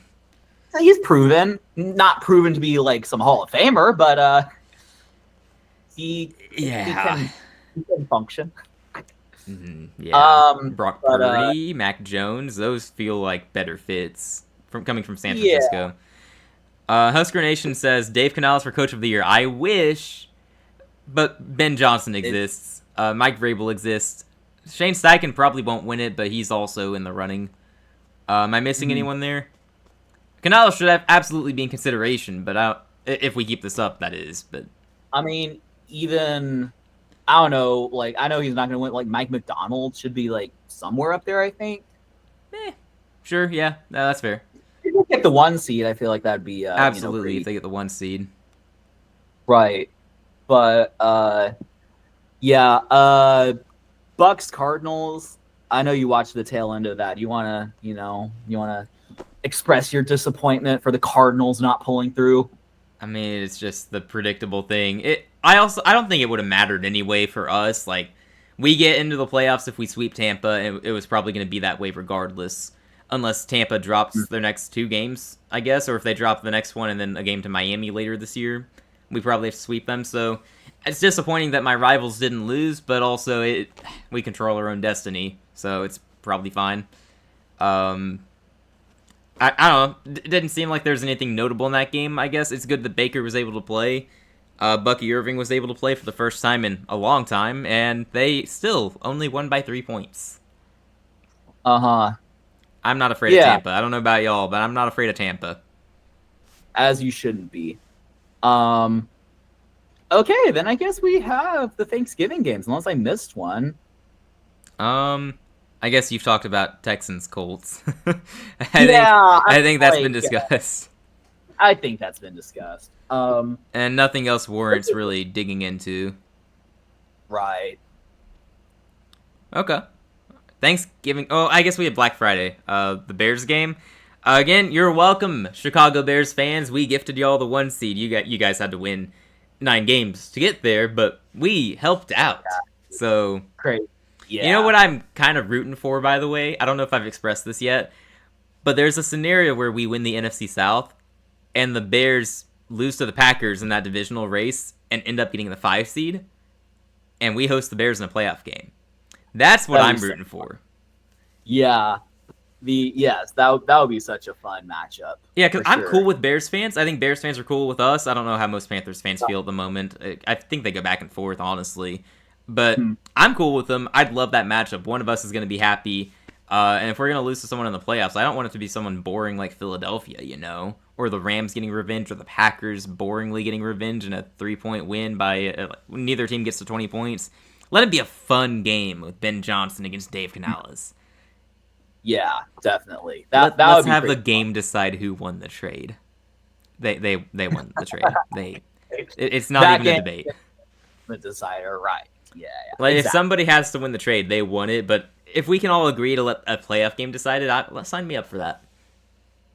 Yeah, for sure, definitely. Speaking of win-win trades, this thought kind of like ran through my head. Like, I feel like the Micah Parsons trade has been kind of win-win. Like, I mean, like, Packers like definitely are glad to have Micah, but also the Cowboys, like, I think they are like they don't necessarily regret. Now, I do like we talk about like the timing and everything like that. Probably should have been a little sooner, but in terms of value that they could have gotten back. Yeah, sure, but Cowboys don't seem to be like, they seem to be like back in business as well themselves. And yeah, I'm not surprised. Like, I think we kind of more on the brink of that discussion even after week 1 when they did well in the run game against Philadelphia. Like, obviously, it seemed like their defense was okay, and for a few weeks that was the case, and then, of course, they ended up being terrible for a few weeks after that, so what do? They get Quinnen Williams, and that seems to be fixing a lot of issues. Imagine that. Adding one of the best defensive linemen in the league helps you out, so... I don't know, they faced the Chiefs and won. Well, my concern in that game was the secondary. I picked the Chiefs to win thinking Mahomes would have a big day, and I think he actually statistically had a really good game, but that Dallas offense, man, they're nasty when they want to be. Yep. Yeah, no, they sure are. Yeah, so then the Thanksgiving games, I mean, as I mentioned, I was Washington, you better beat the Eagles because I'm going to the playoffs no matter what. Gosh dang, the playoffs want us, not Detroit, not San Francisco. Okay. I mean, look, y'all control your own destiny, don't you? You just got to win out. Is this Cowboys fan? Is that right? Yeah. Oh, yeah, well, yeah, it literally says Dallas Cowboys. Right.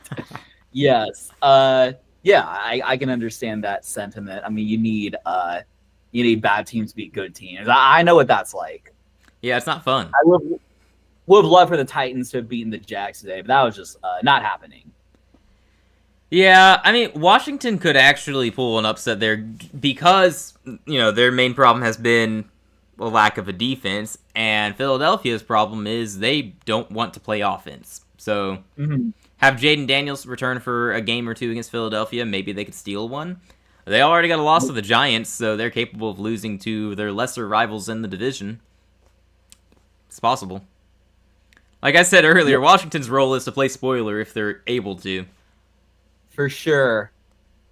I also maintain my stance. Jaden Daniels should not come back this season. There's no point. Just let him rest. I mean, right? Why would he? I mean, I know like Joe Burrow came back. Joe Burrow was like, I know he had the quote of like, we're getting paid a lot to play a kids game, like, so why not just play it? Which I respect. I think the heck out of him, man. For sure. And like if Jaden did that, I'd respect him too. But like you don't want to risk a free injury. But it's different circumstances too, because Cincinnati is, technically they're 2 games out of a playoff spot. They're not going to make it, but they're still very alive. Washington could win out and still miss the playoffs by a few games. So they have nothing to play for. Yeah, definitely. Yeah. So for the Bears-Eagles game, because we only talked a little bit about the Bears, I am not ready to label them among the elite. Maybe that's silly.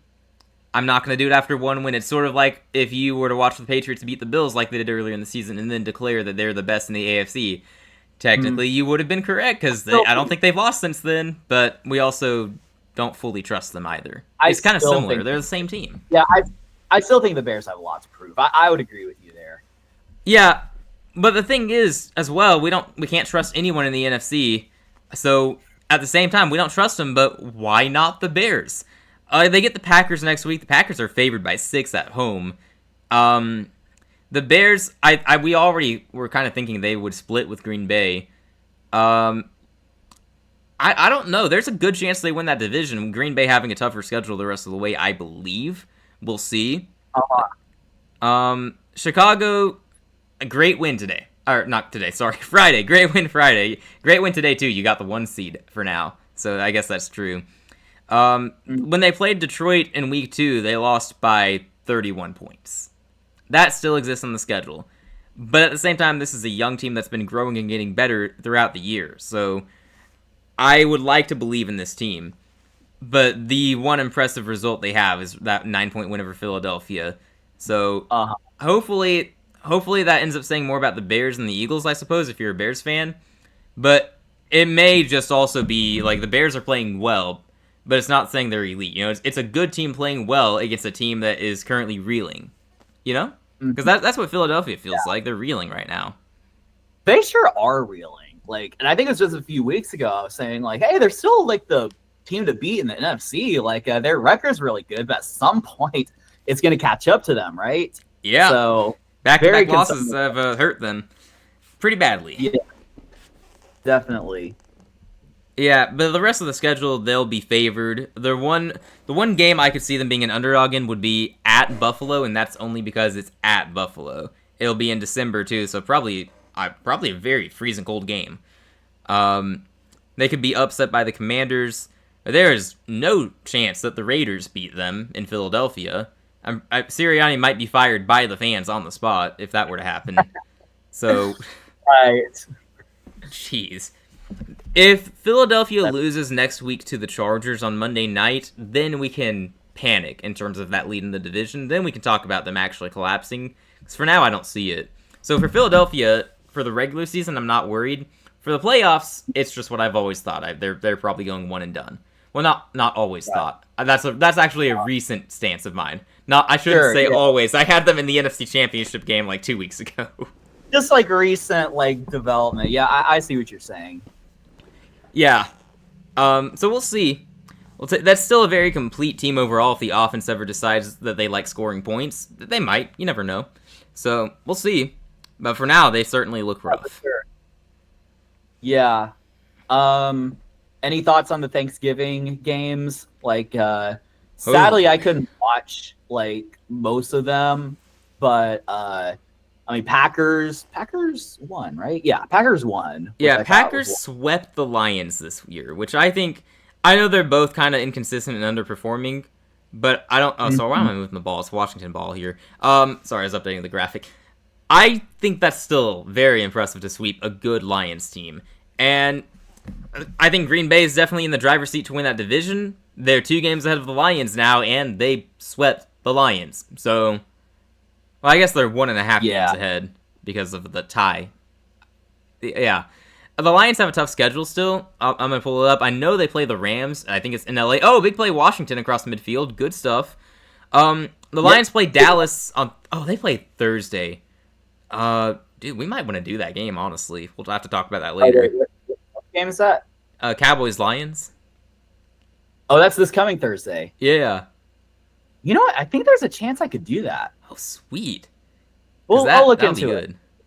Yeah, that would be good. I mean, I think I can do that as well. I'll have to double check. I think I'm good for Thursday. So, anyway, they play the Cowboys, and then they do have a mini bye because of Thursday Night Football. But then they play the Rams, and it's in LA. So that's going to be 2 tough games. If they survive, great. But then they get the Steelers, who they're not great, but they're not bad. They get the Vikings, who they've inexplicably lost to this year. They're probably not losing to them again, but you never know. And then the Bears in Week 18, a much improved team. Could see the Bears pull that off. I don't know.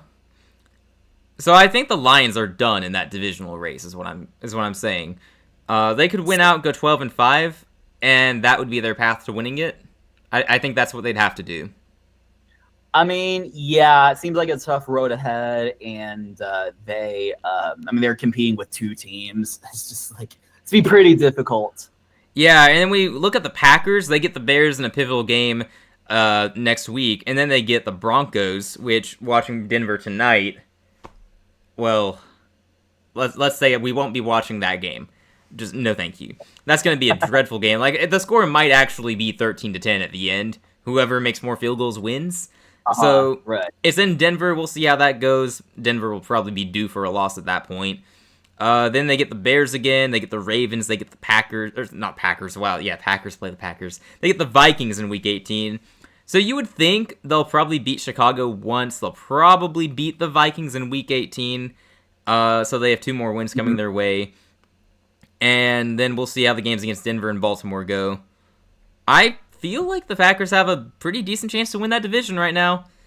But the wild card here, and it's crazy to say that about the current leader, but the wild card would be Chicago. Because let me pull up their schedule. Obviously, they get the Packers this week. They get them again, and we've already said, we think they'll probably split. We'll see if we still think that when the time comes. Let's say hypothetically they split. That puts them up to 10 wins. They play Cleveland in 2 weeks. At home. Chicago at home. They should be able to win that game. Let's say, hypothetically, they take care of business. That puts them at 11 wins. They still have San Francisco, Sunday Night Football in Week 17, and then the Lions in Week 18. They get to 11 wins. There's a decent chance. Oh, whoa, hold up. Husker Nation. Really? Kentucky by Mark Stoops? They actually had the guts to do it? I didn't think they were going to do it. Huh. Congratulations, Kentucky. You're free. I mean, look, Stoops had a couple of good years there, but it was time to go. Is Mark man. Stoops, Bob Stoops' son? Brother. Oh, okay. Yeah. Well, I thought you said brother. I thought you were like brother. Something, which both could be true, but I only know Mark Stoops because he coached Oklahoma, Baylor. We're going at it, but okay. $37 million buyout for the Kentucky football head coach. That's a lot of money. $37 million. I'm glad for them that they had the guts to do it. I didn't think they would. I have no idea who they're gonna hire. I feel like this is the worst time to actually fire him, given that it's after all of the top candidates have been hired. Like, no one was gonna choose Kentucky over the other candidates, but still, the timing is a little interesting. I guess the blowout loss to Louisville yesterday was that embarrassing. Definitely. Thanks for sharing that news. I did not see that one coming. Commanders have first or second and goal. This is actually going to be a game up till the end, it looks like. Seeming like it. Probably should have expected that. The way the NFL's been this year. Well, do you have thoughts on Chiefs-Cowboys? Oh, yeah, I've got thoughts, because my initial reaction was, oh my gosh, the Chiefs actually aren't making the playoffs this year. That was my initial reaction. And then I told you the other night, as of then, I still had the Chiefs in the playoffs, so... Yeah, I mean, they get us next week, and they probably have a pretty manageable schedule there. Like, yeah, they'll be in the playoff. I have rationale. Like, I think they win out, which I get it. They just lost to Dallas. Oh, how could you lose to the Cowboys? Oh, and the Chiefs are so bad with all these losses. Oh, yeah. They're not bad. They're a good team. They're just not great.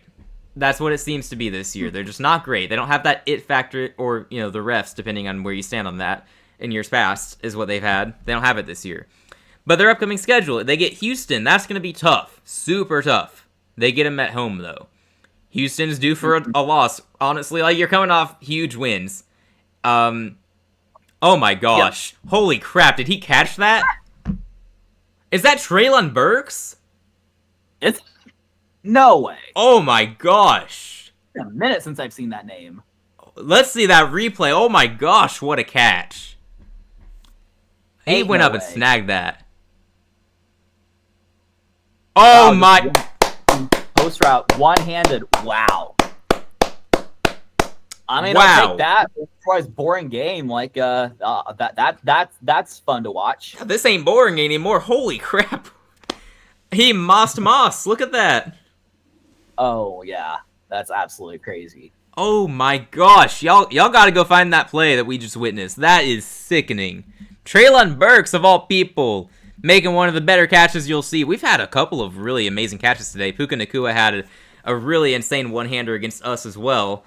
And then Brock Bowers had a crazy grab in the end zone. That's a sickening catch. My gosh. Oh, for sure.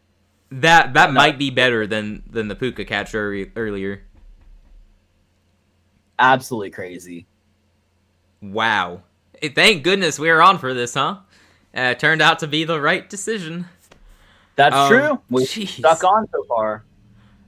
Steve says the Cowboys beat the Swifties and Houston will end Kansas City playoff hopes. Hey, we'll be rooting for Houston. Here for it. We will be here for it. Absolutely. We hope so.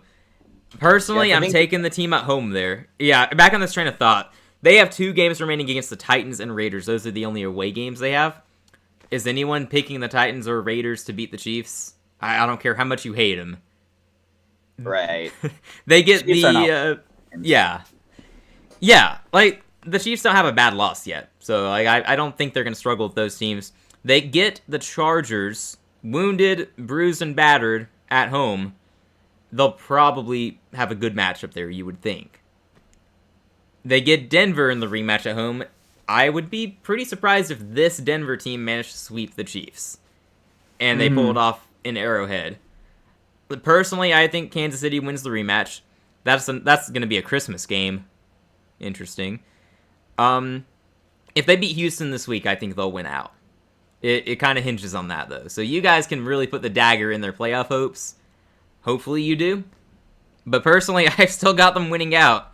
So, yeah, not a popular take, and I'm sure I'll get clowned for it. And I understand. I'm still going to stand by whatever I end up predicting. Dallas, on the other hand, I think we said if they just pull one of those upsets against the Chiefs or Lions, and we weren't predicting it yet, but if they were to do that, they had a good chance of going on a run. They get the Lions this week. That's going to be tough, but looking beyond that, they're favored in all the remaining games. I'm sure they will be at least. They get the Vikings.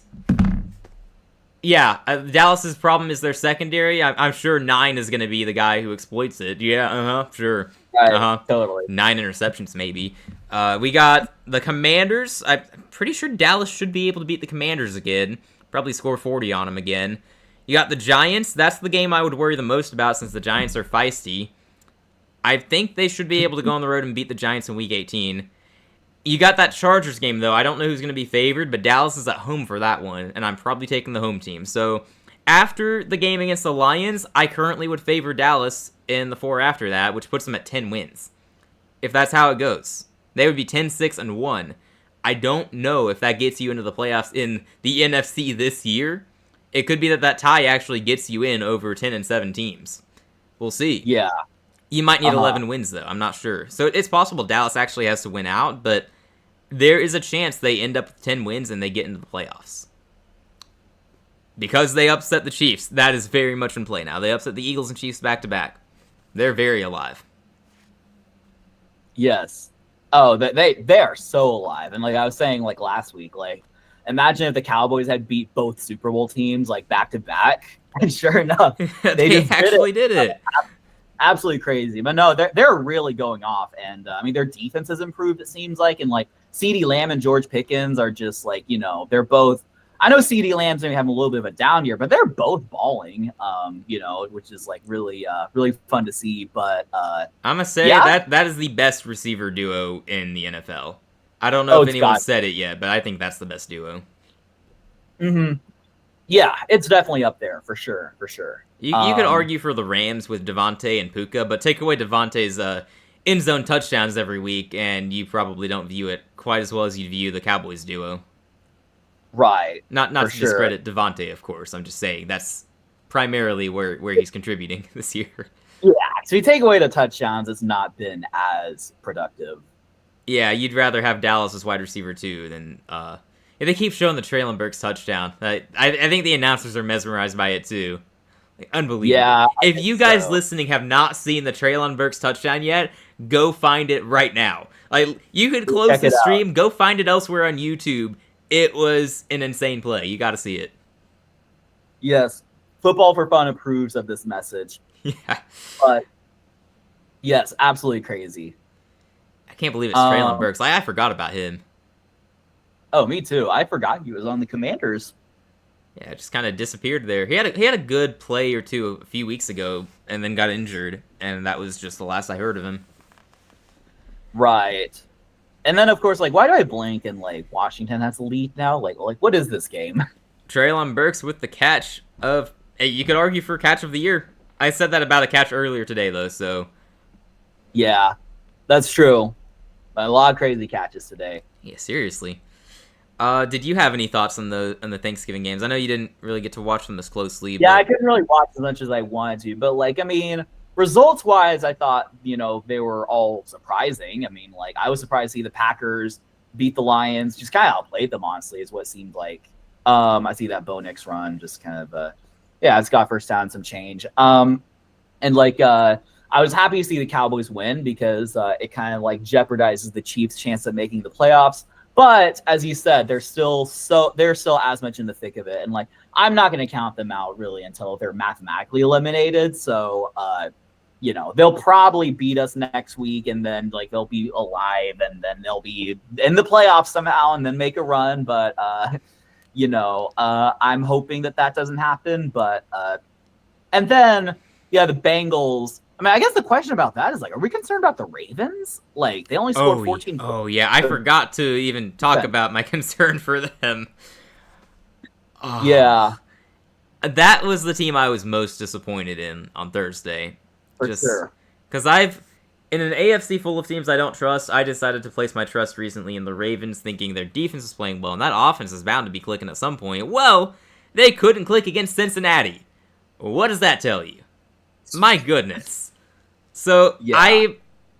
I'm losing faith in the Ravens. I probably will still pick them to win the division based on how Pittsburgh looked today. Oh, we got some trickery here. Oh boy. Oh, it was just for a short pass. Of course, trickery for a short pass. All that for like a minus half-yard completion. Yeah. I thought Denver was actually doing something. It was like the triple reverse pass just to give it short of the line to gain. Oh my gosh. Denver football. Uh-huh. Anyway, the division's going to go to either Baltimore or Pittsburgh. I think Cincinnati loses to Buffalo next week, most likely. I also doubt they end up sweeping Baltimore. If they do, then we can revisit this discussion. Personally, I hope the winner of that division is 8-9, because I would love to see, in a league with so many great teams, let's have a team with a losing record make the playoffs. It'd be funny. So yeah, that'd be pretty funny. Oh, I don't see that. That was a nice conversion if it stands. Yeah, it's close. It was almost ugly. Yeah, ESPN is telling me that's the OBJ catch 2.0. Like, I see it. It wasn't as impressive because there wasn't PI. There wasn't a defender all over him. The AFC North is trash this season. It seems. I mean, Steelers are mid as usual. The Browns are. Browns are bad. Bengals don't play defense most of the time. Baltimore, I think they'd be up there if Lamar didn't get hurt earlier in the year, and I think that's hindering his performance and his return. That's my take. Yeah, they're definitely a bad division this year.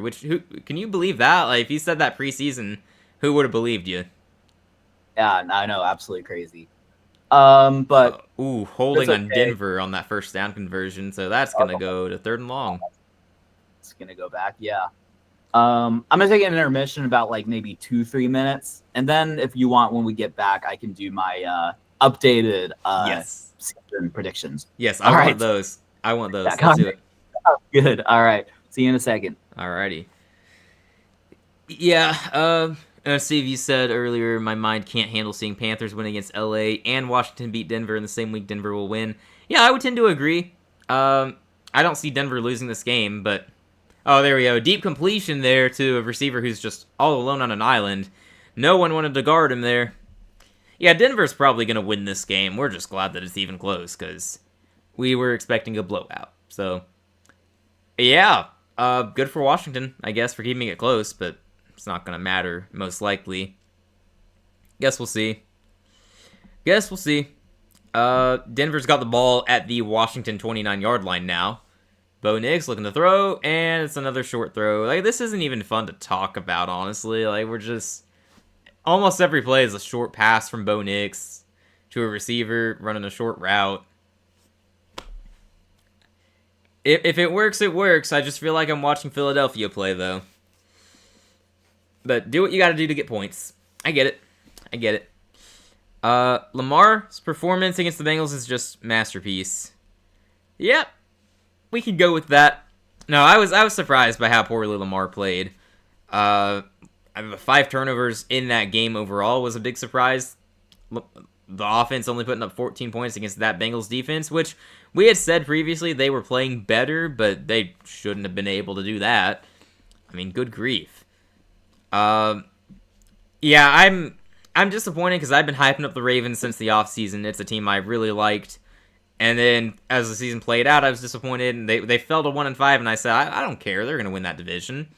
And then they came back, their defense was playing pretty well, and my assumption was Lamar and the offense was going to get going, and it just hasn't happened yet. So I'm going to have to back off on my Ravens predictions for a little bit until the offense actually proves itself. I don't know what my AFC predictions are going to look like this week with the Ravens and Chiefs both losing. And the Lions and the NFC losing too. Oh, we got a slant here. Oh, there we go. Oh, he's going to be short of the touchdown, but this gets there. A slant. That's so much better than all the other short pass completions they've done. Yeah. definitely. I haven't watched a lot of Denver football this year, and it shows right now. Like, this is so boring. Look, I got you. Honestly, I'm not even sure I want to watch a Super Bowl if it's Denver and Philadelphia. And we've talked about that hypothetical before. Like, I genuinely, that would be the one matchup where I seriously consider not watching. I would still watch. It's the last game of the year. I'm gonna watch. But you know, if you have like other plans come up, you consider just accepting those. But we can do our hypotheticals, which probably won't feature a Denver Philly Super Bowl. And not. I'm ready to do my playoff predictions now. For the purpose of I'm going to assume Denver wins. I mean, I know it's close, but I'm going to assume that Denver... It probably won't affect their seeding anyway, if I had to guess. Like, Sure. the Pats as the 1 seed last week, so I doubt that changes. And even a loss tonight, it's probably not going to change. Yeah, we could modify. But if Denver winning, then I'll assume that New England wins. I mean, again, it's not a guarantee, but that'll be my assumption. We've already had a ton of upsets this week. Let's have a normal finish to the week, right? Denver touchdown. RJ Harvey gets into the end zone. Shout out to RJ Harvey. Yeah. Okay, so next week, let's see. We got Dolphins at Jets. That's actually kind of intriguing, but I think the Dolphins, I still think they're probably the better team, and I don't think the Jets are gonna suddenly have some resurgence and the last quarter of the season for absolutely no reason. So I'm the the Dolphins win. I'll have the Ravens coming off a mini bye beat the Steelers, which puts the Steelers. Oh, you know what? The loser of Ravens Steelers will have a certain record. Yeah, Miami also will have that certain record if they win. Yes. It's going to be, oh God, are we really going to see the 6-7 bowl? Someone's going to use that or something. The 6-7 bowl. So excited. I'm glad that 6-7 is so funny to people. Jags versus Colts. Ooh. This is in Jacksonville. This is the division leaders. Which kind of sucks because we can't really catch necessarily. Yeah, you're going to have to take your time to catch up. Do I really make Indy implode or do I think Indy? Let's just go with a tie, I think. At that point, right? All of the Browns beat the Titans. Wait, who did you pick in the Colts-Jags game? I don't think I heard that. You're good. I picked the Colts. Okay. I'm going to pick the Broncos against the Raiders. Agreed, Steve. No Eagles or Chiefs. No thanks. New teams, please. I'm going to pick the Bills against the Bengals. It is a losable game, but I'm going to have the Bills win. And then for now, I'm going to have the Chiefs beat us. Maybe when it comes prediction time, I'll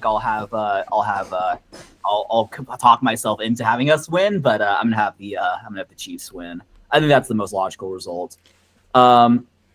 Eagles Chargers. I guess I'll have Eagles win. Okay. Then the NFC Cowboys Lions. I mean, that'll be a really good game. I mean, Lions have been pretty inconsistent. Cowboys have been. But you wouldn't think they'll get a third crazy win in a row. I know the Lions aren't that good now, but I think the Lions. I mean, hey, only one of those teams has beaten the Eagles this year.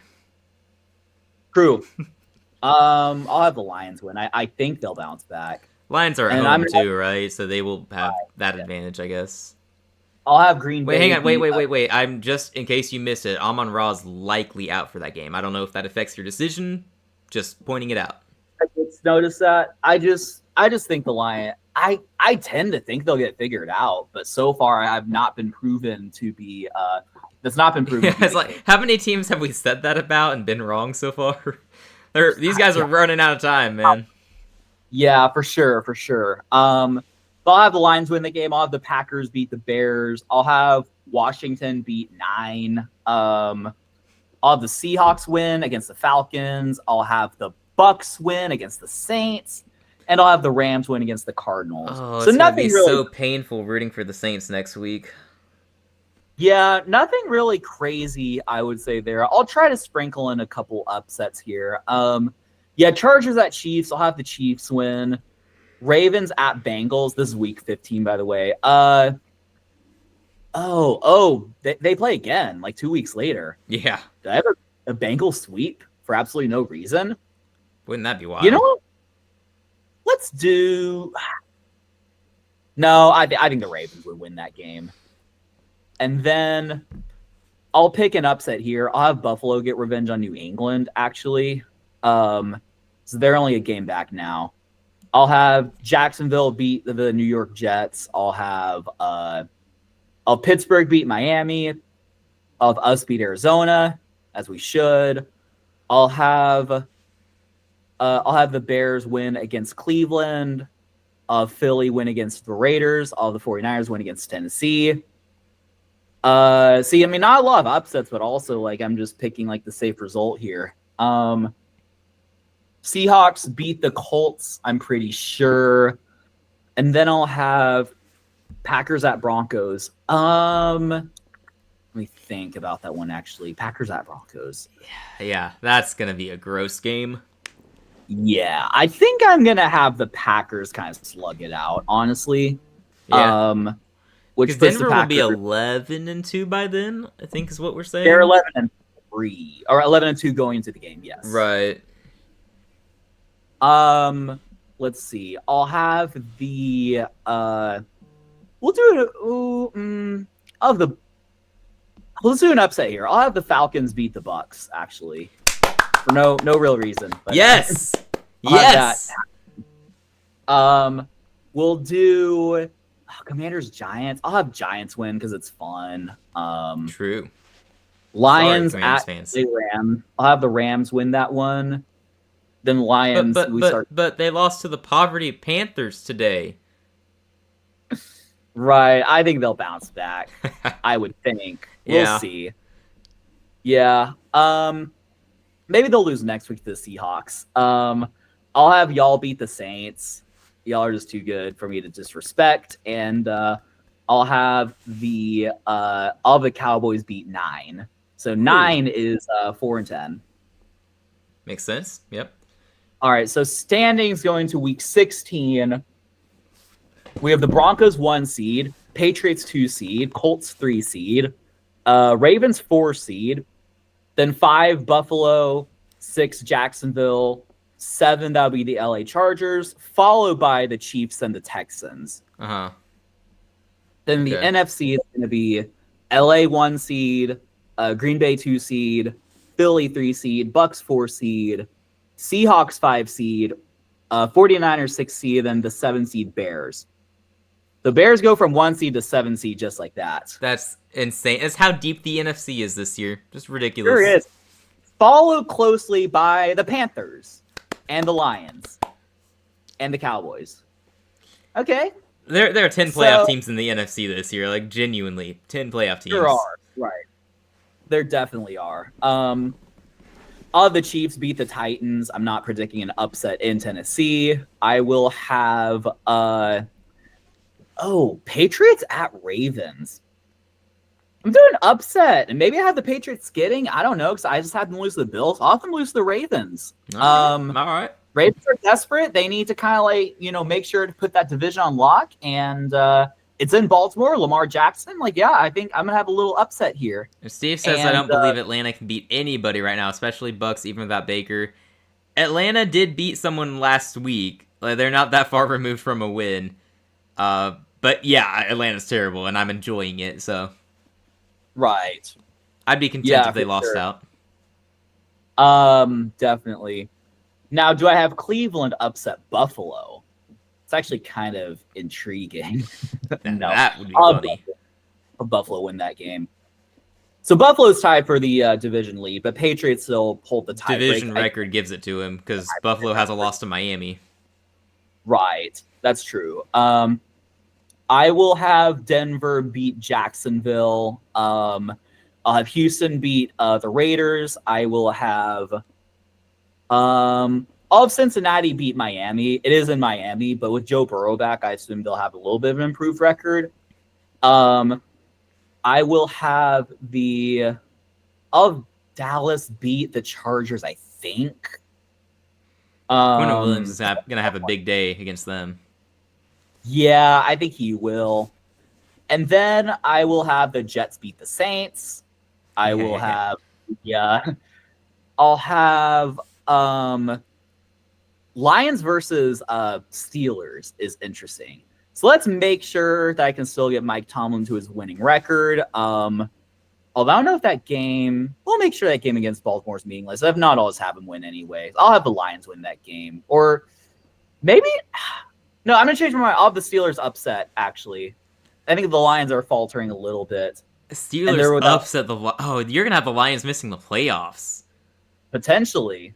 Their maximum record would be 10-7 since you have them losing to the Rams and then the Steelers. Right. Oh, you got the Lions missing most likely. Niners already at 10 wins.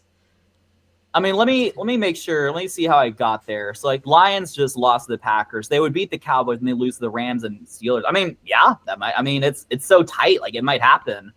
It's crazy that's where we're at, man. On Raw out. Yeah, it is crazy for sure. And this feels like a game the Steelers would win. Steelers have the highest paid defense in the league. Unfortunately, I can't see them in pitch. I think you meant the playoffs, I'm guessing. Oh yeah. I mean, it was weird autocorrects. Right, it would be crazy if they made it. I mean, with Baltimore not getting it together on offense, you could see it happening. Yes. Just make sure there's no bias. I will have Indy beat the 49ers, even though I could see the Niners winning that game, but I'll have Indy win that game. Mm-hmm. I will have the LA Rams versus Seahawks. That's going to be the big game. I will have the Seahawks win that game. All right, so Seahawks are probably taking that division then. Yes, most likely. And I'll have the Packers sweep the Bears. So basically that will almost just about put the division on lock for the Packers. No, it does. Yeah, that's it. Yeah. And then I will have... Let's have a Philly upset that outrages everyone against the Commanders. All the Commanders win that game. Jaden Daniels' legacy game. Yeah, for sure. And just to make sure that 9 or Max Brosmer gets a win, I'll have the Vikings beat the Giants. I'll have... I think I'm going to have y'all beat the Bucks. I think I like y'all currently better at the moment. I mean, we both played the Rams recently, so there's your measuring stick. Mm-hmm. Ignore any other measuring sticks that exist. That doesn't matter. And Cardinals Falcons literally couldn't care less. I'll have Cardinals win. They're the home team. Right. And that's okay. So going to week 17. So it's 1 seed Broncos, 2 seed Patriots, 3 seed Colts, 4 seed Ravens. Let's see, 5 seed Bills, 6 seed Chiefs, then 7 seed Texans. Followed closely by the Jags, and the Chargers. And the Steelers, if you want to say. So we're definitely in agreement with the Chargers. Like they're in trouble. Yeah, they're not looking great. Seahawks are 1 seed in the NFC, Packers 2 seed, Eagles 3 seed, Panthers 4 seed, LA Rams 5 seed, 49ers 6 seed, and then the Bears 7 seed. Followed closely by the Cowboys and the Lions. Not even that close though. It's like a 2-game deficit, or 1.5 for the Cowboys. But we'll see. So Broncos at Chiefs. I'll have the Chiefs winning the rematch. Texans at Chargers. I'll have us win that game. And then Jags at Colts. I'll have the Colts win. And then Patriots at Jets. I'll have the Patriots win. Browns at Steelers. See, is this one where the Steelers got an upset when they'll have them lose to the Browns? That would happen. I could absolutely see that. Yeah, I'll have the Browns win that game just for the fun of it. Myles Garrett gets 5 sacks. Right, exactly. I'll have the Raiders beat the Giants. No reason, just to kind of even things out a little bit. Yeah, they have to mess up their draft positioning too. That's true. I'll have the Packers lose to the Ravens. I will have Bengals beat the Cardinals. Oh gosh, Titans Saints. I can't wait when we do our predictions and we get to that game. And it's literally 2-13 Saints versus 1-14 Titans. The first overall pick is on the line. That's true. How are we going to do that? Because I usually try to skip their games, and you skip the Titans games when you can. Are we just going to both try to skip the game and then let's just predict a tie for that one. Can we just agree in advance? Might as well, yeah. Let's not make it a swing game in any way. Let's just say it's a tie. Just I think just first glance, I think the Saints have been playing a little better than the Titans. I'm going to have the Saints win. Undoubtedly. Yeah. I'll have the Bucks beat the Dolphins, I think. It's in Miami, though. It could be tough. I'll have the Bucks win that game. Buffalo versus Philly. I'll have Buffalo win that game. Philly falters just a little bit once again. I'll have Cowboys beat the Commanders. I'll have Lions winning against 9 and probably must-win situation. Whether that even good enough or not, we'll see. But it would be must-win. I mean, they'd be 9-7 at that point. Yes, 9-7. 9-7. I'll have it's y'all versus Seahawks. I will have the Seahawks win. I know it's at home. I just have a hard time seeing y'all beat the Rams and the Seahawks, and the Packers. If y'all win, yep, and the Cowboys. Right. We beat good teams. It's what we do. I'll have 49ers beat Bears, and then I will have the Rams beat the Falcons. So going into Week 18, it is going to be 1 seed Broncos, 2 seed Patriots, 3 seed Colts, 4 seed Ravens, 5 seed Bills, 6 seed Chiefs, then 7 seed Texans. And I think, Texans Colts is for the division. Nice. So it probably would be flexed to a primetime game. You would think so. In which case, we will probably be doing that. Yeah, most likely. 1 seed Seahawks, 2 seed Packers, 3 seed Eagles, 4 seed Panthers, which Panthers Bucks will also be a playoff game. know. 5 seed Rams, 6 seed 49ers, and 7 seed Bears. Followed closely by the Cowboys and the Lions once again. How far behind are the Lions? Like I'm wondering if they're just out at this point. I mean, if they win against the Bears. So if they win, they leapfrog the Bears, but it now would put the Cowboys at the 7 seed. But the Cowboys lost, then they'd be in. So I think they're hoping the Lions need to win, and they need the Cowboys to blow it. To the Giants, yes. That's probably a more realistic scenario than we'd like. But it actually might be. It could be. Because it's at New York. Mm-hmm.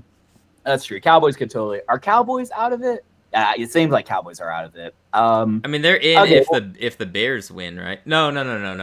If they lose, they're out because they're not currently in, are they? No, they're not currently in. They're the 8th seed.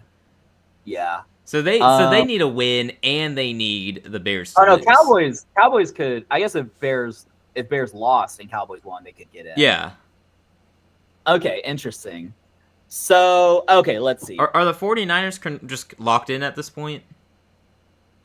Let me see. So 7 seed Bears, if they lost and the Bears won, I think they're locked in.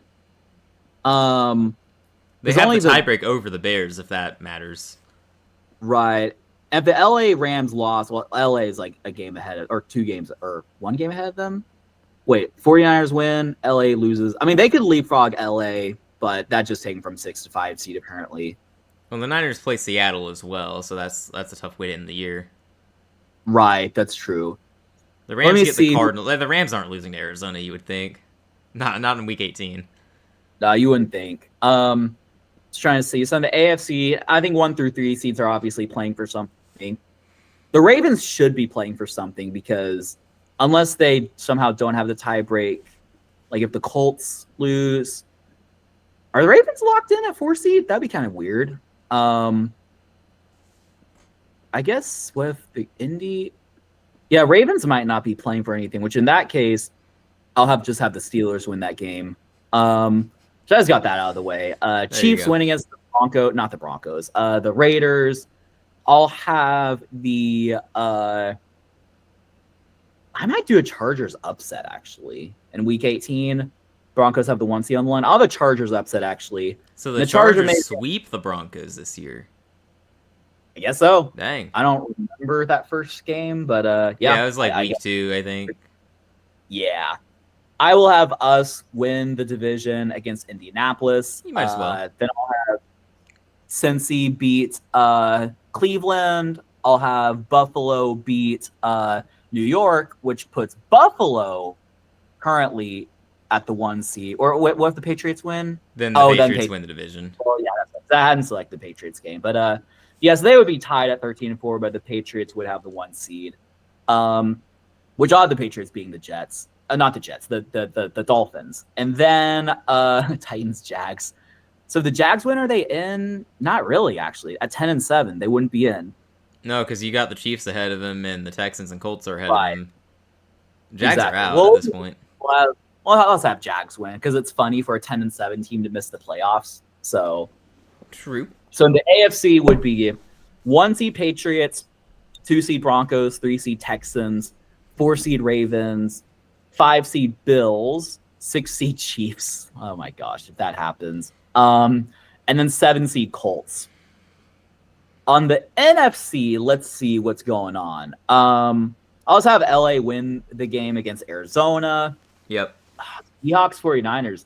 See, if this week actually happened, like there would be a lot of actually like kind of like playoff level games. Like Seahawks 49ers would be a big game, like Lions Bears potentially, and then like obviously our games.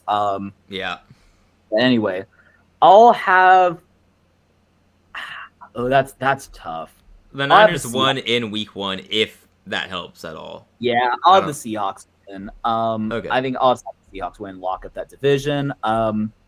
I'll have the Packers win against the Vikings. Really? They're going to beat 9 again? That's crazy. Right. Bo Nick's terrible interception. Oh, wow. Yeah, sorry, I have to react to that. My gosh. Bobby Wagner. Threw it right to him. Yeah. Threw that dot right to him. I'm actually going to have the Lions upset the Bears. And then I guess no, that's not an upset. Okay, that's fair. And so then that potentially leaves the door open for Dallas to get in, unless they lose the Giants, which I might. So if Saints Falcons, I mean, who cares? I'll have the Falcons win. Saints can finish with the worst record in the NFC. This is where I'll have the Cowboys blow it and lose the Giants. Oh my gosh, I knew you were gonna do it. And then I'll have Philly beat. I'll have Philly beat Washington. I mean, theoretically, Philly's not playing for anything. I don't know if they would be beforehand, like if it's known if they're locked in. I'll just have Philly win. That probably looks better. And then I like y'all. I'll have y'all beat the Bucks again. Woo-hoo! So I'm gonna have y'all win the division. Yeah, who's the 5 seed? So 5 seed is Rams. Can we change that, please? I don't want to play them again. So, yeah, we have 1 seed Seahawks, 2 seed Packers, 3 seed Philly, 4 seed Panthers, 5 seed Rams, 6 seed 49ers, and 7 seed Lions, followed closely by the Bears and the Cowboys. Come on, give the Niners the 5 seed. We want San Francisco again. Right, you wish. All right, so then that would mean the AFC wildcard is going to be Bills at Ravens, Chiefs at Texans. Oh, my gosh. I don't want the Chiefs. Nope, you don't. And then we'll have a Colts at Broncos. The NFC will be Rams at Panthers, 49ers at Eagles, and then Lions at Green Bay. All right. Ooh. So Lions at Green Bay in the playoffs after getting swept by them. Mm-hmm. All right. So let's see. Oh, Bills at Ravens. It feels like we are heading towards that, right? It'll be close, but I'm going to have Buffalo in that game. And then I'm going to have us be the first team to knock out the Chiefs before the AFC Championship. So I'm going to have us beat the Chiefs. So I think I had us lose in the regular season, but we'll win the rematch. And then Broncos-Colts, 2 teams we don't really trust that much. I mean, Colts on the road, they're kind of, reeling a little bit. I'll have the Broncos win that one somehow. And then the NFC, I'll have the Rams beat y'all. Sorry, hey, but look, it's the same matchup except we have our best 2 of our best defensive players in that game. We didn't have them today. Right. Maybe if Matthew Stafford is not playing, then is hurt. Well, he played today. Didn't look like it. Right. Why did I say that? That statement made no sense. Well, no, it does. No, it does make sense because I've maybe Matt Stafford doesn't play. Then anyway, no, it did make sense. Okay, I'll have Philly versus I'll have San Francisco win that game, and then I'll have Green Bay triple. No way. Triple. The Detroit Lions. That's nasty. Yeah, well, I said I'll just that's gonna be what I go. How do I have the Packers at 12-4-1? Like that's kind of crazy. You've only got them losing one more time this year. Yes, they just beat the Giants, right? Or was it the Vikings? Ooh, the Packers. They just beat the Packers. Do you mean? Oh no, they just beat the Lions. Yeah, I was gonna say, are you talking about at the end of the regular season and your projections? I have the Bears. Yeah, I have them win all those games. I mean, I guess that's the nature of it. Like, I guess I formed a bias for the Packers, but for that reason, I'll have the Lions knock them out. I changed my mind. Lions will make sure they don't go on some insanity run. Wow. So division round will be Texans at Broncos, Bills at Patriots, 49ers at Rams, and then Lions at Seahawks. Let's see. 3 NFC West teams, huh? Yes. Might as well happen. Right, for sure. Texans at Broncos. I mean, I think it's tough. Is it though? You saw Denver tonight. I'm seeing Denver tonight. Oh my gosh. I mean, when we played them, if CJ hadn't got hurt, I think we would have won. Definitely. In Denver, though, it's tough, but you know what you wanted. Yeah, there we go. We will get our first AFC Championship berth since ever. So now, who do I think we will play? The Bills or the Patriots? I don't love either, but I should really do what I think will happen. I don't know how you're factoring in home field advantage, but you had the road team win both matchups in the regular season. True. I guess I did. I mean, that's how it has to happen unless the Bills get swept. Yeah. I mean, I think it makes more sense anyway. I'll have the Patriots win that game. It would be nice though if Buffalo won and beat Houston, but we'll have an AFC champion. We'll have a Texans-Pats AFC championship in Foxborough. That might as well be what happens this season, Why not? Yes. 49ers at Rams. I'm going to have... That's a tough one. I think I'll have the Rams win. And then Lions at Seahawks. I'll have so I'm an upset. I'm gonna have the Lions win that because Sam Darnold turns to a pumpkin or something. So the Lions, who only make the playoffs because Dallas chokes against the Giants, according to you. Yeah, it's an NFC title game. As the 7th seed. That's really funny. If I could see it too. That's what's making it so funny too. Wait, so it would be the 7 seed Lions against the 5 seed Rams in the NFC Championship. Yes. That's even more wild seed-wise than what I've been saying. Oh, it sure is. Yeah. I did have some crazy upsets in the NFC side of the bracket. Yeah, you had the Rams beating Carolina, so that's a big one. Yeah, okay. Truth be told, if we made it this far, I don't think we'd win. It's going to be nice to play in an AFC Championship game for once, but I'm going to have the Patriots win and go to the Super Bowl again. I don't know. Derek Stingley pick 6 to win it sounds better to me. If only. But I'm doing what I actually think will happen. And then I'll have the Rams beat the Lions, and then I will have the Rams win the Super Bowl against the Patriots. Wow. Appropriate. So, yeah, there you go for my season predictions. All right. Interesting. The 5 seed Rams go on the road in the playoffs, host the NFC Championship game, and then win the Super Bowl. No, they would be the Road Warriors. They went to Carolina, they went to San Francisco, and they went to Detroit, or I guess they hosted Detroit. Yeah. But yeah, that'd be crazy. Wait, they host San Francisco, don't they? San Fran was the 6th seed. Oh, right, that's right. Yeah, they only had to play one road game, and it was in Charlotte. That's insane. Yeah, it would be. Good grief.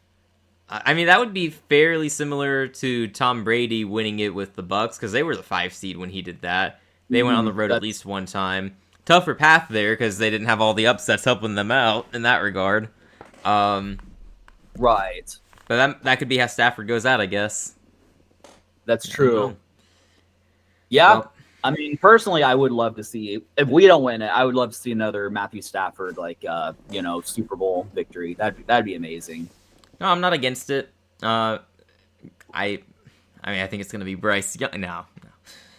I'll stop. I'll stop. I'm not even gonna have Right. us in the playoffs yet, so I'll stop that. Mhm. I have no idea what I'm gonna predict yet. There are probably, let's see, how many teams are making the playoffs? 14. There are probably 14 teams that could win it all this year. That's my stance. I took the stance last week as I concluded that the Rams were the only team I trusted, which we've established I no longer trust them. If you make the playoffs, you've got a shot, unless it's like the Bengals somehow getting in or the Steelers or something. For the most part, if you make it in, you've got a shot because there's no one who's actually that good this year. Everyone's good, not elite though.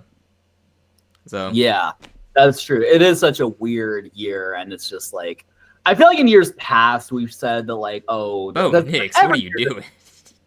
Yeah, what are you doing in that pocket? I feel like in years past there's been some intrigue, and we've been like, oh, we have no idea what will happen. We always knew it would be like Chiefs, Eagles, or 49ers or something like that. I feel like this year, legitimately, we have no idea what's going to happen. Like, Seattle really going to make a Super Bowl run? Like, with Sam Darnold as their quarterback too. Right, exactly. I mean, why not, right? I have no idea. It's impossible to accurately predict it right now. It's just go with whatever feels right. That's true. I mean, it'll probably be like whichever quarterback or team is just hot in the playoffs. You know, so we'll see. Maybe it will be Lamar Jackson. You never know. I mean, it could if he gets it going on offense. I do think that's probably one of the deadlier teams in the AFC. Problem is they have been at it for weeks now, and the offense is not performing. So yeah, I still think that's the team you don't want to face, and I think Buffalo should be hoping and praying, assuming they do get the 5 seed, because that's very probable. Hoping and praying that Pittsburgh ends up winning that division, because that's who Buffalo wants to face. They don't want Baltimore. They want Pittsburgh in the playoffs. Right. Yeah. I'm not gonna hesitate to pick Buffalo to win that game. Sorry, Aaron Rodgers. Yes. Now here's a question: do you think Rodgers retires at the end of the year? You think he's done, or is he gonna run it back one more year? And if I take his word for it, I assume he'll retire. But also, it's taking Rodgers' word for anything ever, like, been a wise idea. I mean, I assume he'll retire. I mean, like, it seems like on this team, there's not really a whole lot more to play for. And it's like, it's not like they're anywhere close to a Super Bowl run. I mean, it's like they're, excuse me, like they're having an okay year. Like they might win 8 or 9 games or something like that. And I don't really think that the Steelers can necessarily be elevated beyond that. So I tend to think Rodgers would retire unless he had like an opportunity with the Vikings, I guess. He might run it back another year. But at this point, he probably will retire, if I had to guess. Yeah, I'd be inclined to agree. And if you're Pittsburgh too, I don't know why you'd want to run it back, even if Rodgers decides he wants to, which I have no idea. If I'm Pittsburgh, I'm not running it back. He's not done anything this year to really justify that, especially if you think you can upgrade elsewhere. It could also be like maybe Rodgers is the veteran bridge quarterback if Pittsburgh ends up drafting somebody. Personally, Ty Simpson to me feels like a Steeler. It's not going to happen, but he feels like the kind of guy the Steelers would draft. I don't have any rationale for that take. It's just it feels like it. Yeah, that checks out. Ty Simpson. Yeah, he does look like a Steeler. I could see it. I have no idea why. He just does. I like Ty as a person from what I've seen. Just put it on record since I've already said I think he's going to be a bust and he shouldn't be drafted that high. He seems like a chill dude, and I respect the heck out of him for staying loyal to Alabama because everyone these days, they transfer at college if you're not starting quickly. He's waited his turn. He's taken his time. He got a chance this year, and he's making the most of it, so I really respect that. So that's a good trait for somebody if you're looking to draft a quarterback. I just also don't think he's that good of a quarterback for an NFL team to take on. So, yeah, nice. As far character-wise, seems good. Yeah, I don't really. We were talking earlier. I think I'm not fond of a lot of the quarterbacks in this upcoming draft class, which is crazy because a year ago I was hyping it up, and then basically everyone was bad. It's kind of insane, really. I don't know if we've ever seen a draft class that was so hyped up. I know most of it was me, but others were also talking about it. I've never seen a draft class get so hyped up and then collapse the way it did this past year. It's really amazing. Yeah. I've heard a No, lot about Mendoza, Simpson, and Dante Moore. As those are the only guys I've heard associated with the first round. I don't know about you. Have you heard of anyone else? not really. I mean, you're by far the more authoritative figure of us two on college football. I mean, I couldn't tell you. I mean, Mendoza sounds good, but yeah, otherwise, I'm just not sure what's going on. That's fair. I mean, no one's really sure at this point anyway. College football is also extremely unpredictable for the most part. Although it's calmed down a bit in the past couple of weeks. So, I don't know. It's another one where literally there's no elite team. At least we think that right now. And it feels like anyone could win. So, pretty similar all across the board for football. Yeah. Not a great play there on 3rd and 2. Debo, it's got you better. Are they going to punt here? Because I feel like if you punt it back, I don't know, are they getting the ball back? Like, Denver's just going to use their dink and dunk offense from here on out. Yeah, I mean, it's a big maybe. And I mean, I don't know. I think you might as well go. Oh, they're really going to punt. 4th and 2. I mean, okay. It's at your own, 35 or so? And yeah, I was going to say, like, I mean, because if Denver gets a field goal, then it's still in the balance. So. Yeah. Honestly, at this point in the year, though, you've got nothing to lose. So, at that point, I feel like I'm inclined to go for it, but Washington disagrees. So they punted. Yes. This might be the game. We'll see. It might be. I mean, just Denver just chew off the clock, and then that's the game. This offense has been unwatchable, but they can dink and dunk. They are good at that. They learned well from Philadelphia. So. Yep. I think we basically have the game script for how the Commanders-Eagles games are going to go. I think we've got it here. Yep. Seems like it. I think it's just right in front of our faces. Yeah. And since I was asking about NFL draft prospects, which quarterbacks might go, I'm going to look up, because I actually haven't looked into this for a little bit. Last time I seriously looked into it was when I thought Carolina might draft a quarterback, and then that ceased to be the case, I think. Yeah, be the case, yeah. It seems that way. That way. Mm-hmm. We're going to be a little out of reach for a quarterback, I hope. Just a little bit. Top quarterback prospects. So I know Mendoza, and I like Mendoza. I think he's going to be good. Mm-hmm. Yeah. I think whoever gets him, unless it's, the Jets, probably going to be good. I'm kidding. I just like to rag on the Jets. That's funny. I mean, when's the last time they drafted a quarterback and it worked, right? Actually, that's a good question. When was the last time? I can't think of it. Sanchez? I don't know. Jeez. Yeah, they haven't had much luck there. Not. Sorry, go ahead. I didn't actually have anything to say yet. Say anything else. Oh, okay. Well, I've got CBS Sports open. I think this is updated. It's got Mendoza as the top quarterback prospect, 3rd overall. It's got Ty Simpson, 12th overall, 2nd quarterback, and then Dante Moore right behind him. Jeremiah Love somehow is a lower rated prospect. I think I mentioned his name to you a while back, probably before the season, but he's going to be the first running back off the board. Could be a top 10 pick. Like, he's going to be good in the NFL, most likely. Uh-huh. Not like a generational running back, but it's like he's close to a can't-miss prospect, if that makes sense. Not generational, but we're very, very confident he's going to be good in the league. Yeah. So, Houston, wanna trade up and get him? Or are you good with Sheriff Woody Marks? That'd be funny. Yeah. I don't know. I think Sheriff Woody Marks, I mean, he's okay. Like, he's not necessarily amazing, but he can bust. I mean, I'd be more focused on the O-line anyway. Right. We'll probably be in the running back market, like, to an extent, but not necessarily looking to make some splash move, I wouldn't think. Yeah, I wouldn't think so. Oh, Denver just ran for a first down. Wide open crease, yeah. So it begins.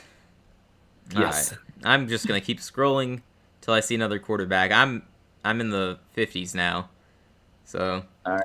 apparently, I'm gonna take one more intermission. We'll be okay, right back. sounds good.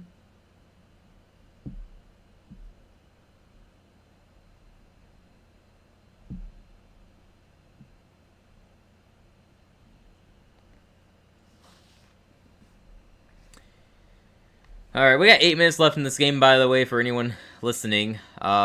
Which we've barely cared about this game for a while now. I think we're glad that it's been close, but we both kind of assume that Denver's gonna get this win. I don't know. Good for Washington for at least keeping it close. That's good. Better than expected.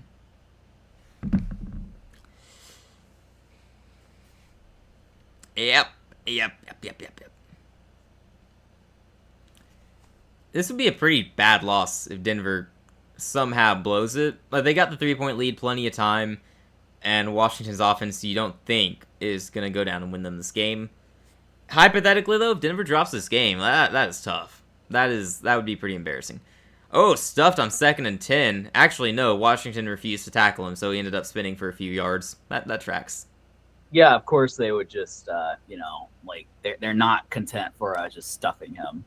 Yeah, they figured, they hit him so fast, they may as well give him 2 yards for his trouble. So 3rd and 8 coming up. 3rd and 8. Yeah. The 4th quarterback prospect per CBS Sports, by the way, is Josh Hoover, the quarterback at TCU. I've not heard anyone talk about him as a first-round prospect. Nope, not happening. So, yeah. John Mateer is the 5th prospect. I'm not sure he's even declaring for the draft. He's been pretty bad at Oklahoma since he returned from injury. Oh, yeah. Ooh, check down. Gets them the first down here. Yeah. Just keeps it in bounds. And, yep, just the clock just keeps churning. Yeah, I wasn't joking when I said Washington might not get the ball back. I wish I was. Yeah. Yeah. Riveting game. Right. You know what we should do around sometime in the offseason? We should go back and look at our way too early mock draft, because I do want to see... I would like to compare that to our first mock draft and see what we get. Yeah, that'd be pretty funny. There are going to be some big changes, specifically at quarterback, but otherwise, I wonder if we were doing okay. Stuffed on 1st and 10, there we go. Yeah, the stuffed. Okay, yeah, I can't trust CBS Sports. They've got Kenyon Sadiq as the 3rd-rated tight end. He's the tight end at Oregon. He's going to go top 20. Like, think Brock Bowers a couple years ago, Tyler Warren last year. This year, it's Kenyon Sadiq. So, just putting that name out there. They have him as a 3rd tight end? Yeah, Baylor apparently has a good tight end. Michael Trigg is ranked 37th overall for NFL prospects. Honestly, I know about Michael Trigg. I didn't realize he was a tight end. I thought he was a receiver. Oh, okay. But he is crazy. Yeah, I've seen that guy play. Interesting. That's apparently a Baylor player who could be drafted in the 1st or 2nd round, so that's cool. I mean, that'd be... Hey, come to Houston. We'll accept you with open arms. Yeah, you guys wouldn't... I mean, no offense to Dalton Schultz, but you wouldn't mind an upgrade at tight end. That's true. No, Dalton's getting up there. Yeah. Yeah, you'll need a replacement at some point. Yeah. I didn't even realize. I think he just plays like a receiver. He's very athletic and everything like that. I'm kind of surprised he's a tight end. Yeah, kind of. Is he kind of like Kyle Pitts? Looks like a receiver. I guess you could say that. Like, yeah, I'd say definitely like, same like kind of body type structure and like everything like that. But looks like Broncos are stopped on 3rd down, by the way. The check down offense didn't carry them to victory. Wow. Not quite. So we will see most likely. I think it's in a little outside field goal range. I don't really know, but yeah, I don't think they made it to mid. Well, they might have made it to midfield, but yeah, I think they did, but they're still like way past field goal range, or way, I guess, like not in field goal range. Yeah, so it looks like it'll be fun to play the field position game, and we'll see if the Commanders can rally. You just know the game's gonna end on a Jake Moody missed field goal, right? Right. Yeah, I totally would. That may as well happen. No, I have no idea. It's probably just going to be Washington's offense can't do anything. Oh, yeah, okay, that does not help their case at all. Oh wow, yeah, pinned at the 1 yard line. That's a beauty. You'll have to see that. Yeah, 3-and-out loading. Great. Or, oh gosh, it's going to be a safety, isn't it? It would be. Holding in the end zone, or Mariota runs out the back of the end zone, Dan Orlovsky style. Yep. Did he keep it out of the end zone? His foot... Oh, his foot was in. Yeah, his foot's on the goal line. That matters, right? When he touches the ball, his foot's on the goal line. I think his foot's in. It's a touchback. Yeah. So I think they're calling it that way. I think so. Dang, I mean, great effort, but yeah, you should have made that play. It was good, but it is a tricky situation. You have to like contour your body and like everything like that. Yeah. Well, Washington has a little bit more life now. Sure does. Are you rooting for either team here, or do you just? It's like, yeah, I don't care. I'm rooting for the game to finish quicker. Oh, great! Now they're gonna kick a field goal and it's going to overtime. Thanks. Right. Yeah. But I don't know. I do not have a rooting interest here. For the sake of our pick'em, where we started 0-4 because of upsets, I feel like we should root for Denver. No, that's totally fair. I think we need to root for a respectable record here. Yeah, like we had a few good weeks. We don't deserve this. We might be able to salvage it if Denver and New England come through for us. And this isn't even about competition at this point. We split on the swing games this week, which worked out really well since we were picking against each other's teams. So our teams both won. A rare win-win all around. See, I'm reading ESPN now. They got Lenore Sellers as QB3. Wait, so they got Dante Moore at 1, Mendoza at 2, and then Lenore Sellers at 3. I wonder if this is updated. It might not be. Because I would have thought Simpson... Yeah, Simpson's at 4. Carson Beck at 5. I do wonder how scouts view Beck, because he does have the talent. Yeah. Garrett Nussmeier, yeah, I forgot all about him. He, in his defense, I never believed in him, but I'm going to defend him here. He played through injury because Brian Kelly needed him to play, so he played through injury, and that's why he looked bad throughout the year. And then they sat him down to let him rest. Like, once Brian Kelly got fired, the team was like, okay, Nussmeier, you're done. We're gonna start this guy instead. Not because Nussmeier was bad, because the other guy was worse. Because Nussmeier was injured. So that's not getting enough attention that Nussmeier had to play through that injury for so long. That's true. Hey, next Sunday night, Texans versus Chiefs. I hope that's a good one. Hopefully so. Be a big game. Sure. It's been a while since we had a good Sunday game. Right. Mariota, what have you got? Oh, there we go. That was actually good. A completion. Yeah. Across the field. For a second, I saw him throw the ball and was like, oh, it's going to be picked, isn't it? Yeah, that's quite funny. I'm sorry for my lack of faith in you, Mariota. You will wait until you throw the game-losing interception. Marcus Mariota, I owe you an apology. I was not familiar with your game. Yeah, you should be starting. We should have a quarterback controversy for sure. Terry slipped and still got the catch. That's impressive. Good stuff. Okay, well that wasn't too good. 1 yard run. Well, I mean, you got to kill some time on your game-winning drive, right? Yeah, that's true.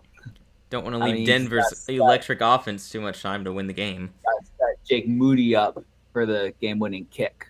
He's so gonna miss, isn't he? That's the script. Oh, Mariota, no! Oh, did they not blow it dead? Oh my gosh! Oh my gosh! No, he wasn't touched. They're gonna look at it, but as it stands, Mariota went down, got up, and ran for about, what is that, 6 yards? What a play if that stands is called. Right. Yeah, that's crazy. I mean, he got kind of kicked and then went. Oh, they're gonna look at it. They almost got that snap off. Oh yeah, I think he was touched as he got down. It's a good challenge flag, by the way, for Sean Payton. I mean, that's definitely worth the challenge. Yeah. Yeah, he got kicked on his way down. And then after he went down, did he get touched? After he went down, he did not get touched, it looks like. Yeah, I don't know what the rule is, though. Like, Yeah, if it has to be, like, as you're going down or, like... I would think it would be after you've gone down. Yeah, that would make more sense. Yeah, but like I don't know the rule either. Although I wonder if, like, I don't know. All right, time to go to Twitter. Yep. See what the internet experts are saying.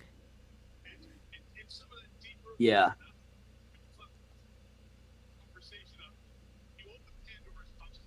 They're saying 3rd and 21. Oh, they already decided. Oh, okay. I think so. I don't know. I guess there's a rule that we're not aware of. It must be that since he the context of what made him go down is what they're going with. Something like that. Theoretically, right. I don't know. Well, 3rd and 21. That's a way less entertaining. Oh, it was going deep. Oh, gosh. Oh, he has it. Oh, he dropped it. Oh, really? Good heads-up play by number 49. Just bat it out. Man. Well, now I know I was rooting for Washington because that disappointed me. Yeah. As it would. Oh. I'm just holding my football now for comfort. It's not really anything. You're showing us what Zach Ertz couldn't do. No, that was actually, like you said, that's a great play by the defense. Punched it out. Yes, Alex Singleton, yeah. No, heads-up play. Good grief. No, definitely. It turns out Pat Surtain isn't even the best player in that Denver secondary. Somebody clip it. Clip it. Take it out of context. Whoa. Yeah, and they're obviously forced to punt. I mean, you have to play the field position game. They just hope you get the ball back. I mean, your defense did it for you once. Can they do it? Well, more than once. Can they do it again? Can they do it a second time in a row with the game on the line? No. This is where they collapse. Dink and dunk. Yep. Yeah, I don't know. I have no reason to believe in Washington's defense, but also I'm saying this as if I have reason to believe in Denver's offense. I don't. There's no reason to believe. Yeah. But I trust them more than I trust Washington's defense, I think. So, no, I'm actually really surprised that Denver could only put up 20 points on this defense. Did they, overnight, did they become good? Did we miss something? I don't think so. Good question. I don't know. I don't know what's going on there. I mean, Washington with this defense, plus good quarterback play, could have actually competed this year. Yeah. But, they haven't had either for a while. Mm-hmm. It's almost over. It's almost over. Yep.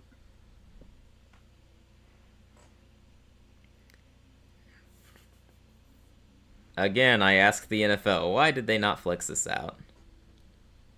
Such a shame, honestly. Yeah, we got to run. Oh, he's going nowhere. A good job by the Washington defense there, actually. That was good. That was good. Yeah, do that was a good heads up. Yeah, just do that a couple more times, and they'll be back in it.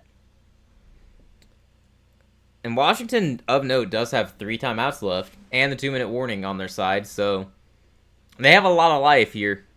They don't have to force the 3 and out. Mm-hmm. Might mean nothing. We'll see. They're showing that catch again. Yeah, absolutely wild. Wild catch. I mean, that it might not be the closest I've seen to recreating the Odell catch, but it's definitely up there. Yeah. You would think. Yeah. That's just ridiculous that he pulled that off. Mm-hmm. Right. Oh, did I send you a tweet I saw earlier from CBS? There's a dude on CBS. The quote is, "Can Kirk Cousins win? He didn't win last year, and he hasn't won since he's been integrated into the starting lineup." I think really, really hard. Just 1 week ago, methinks. The Atlanta Wow. Falcons started Kirk Cousins and won a game. 1 week ago. It was so long ago. Maybe that guy just doesn't have a great memory. Guess not, but hey, he's getting paid to talk on CBS, so he must know ball. Oh, that I don't know, not screen maybe, but like that pass, that dink dunk play is gonna, get them closer to a first down. Not quite there, but closer. Yep. Almost over. Just another first down, probably. Yeah. Washington burns their second time out here. Interesting to use the timeouts now. Mm-hmm. I'm not sure.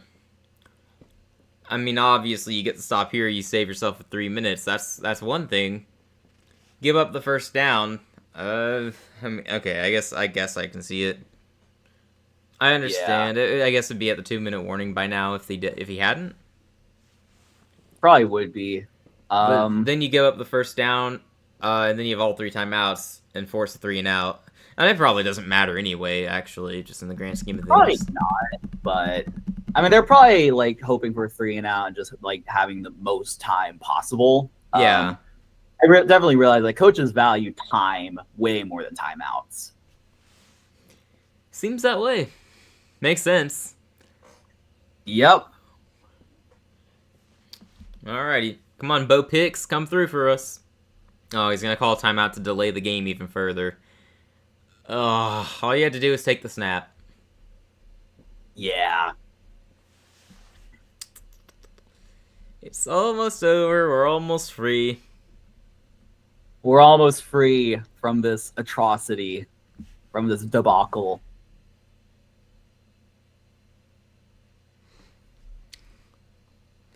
Poor Chris Collinsworth, by the way, having to watch this game instead of the legendary Patrick Mahomes. Probably made a few Patrick Mahomes references in there. Yeah, I can't wait to see the memes after the game. You just know there's something.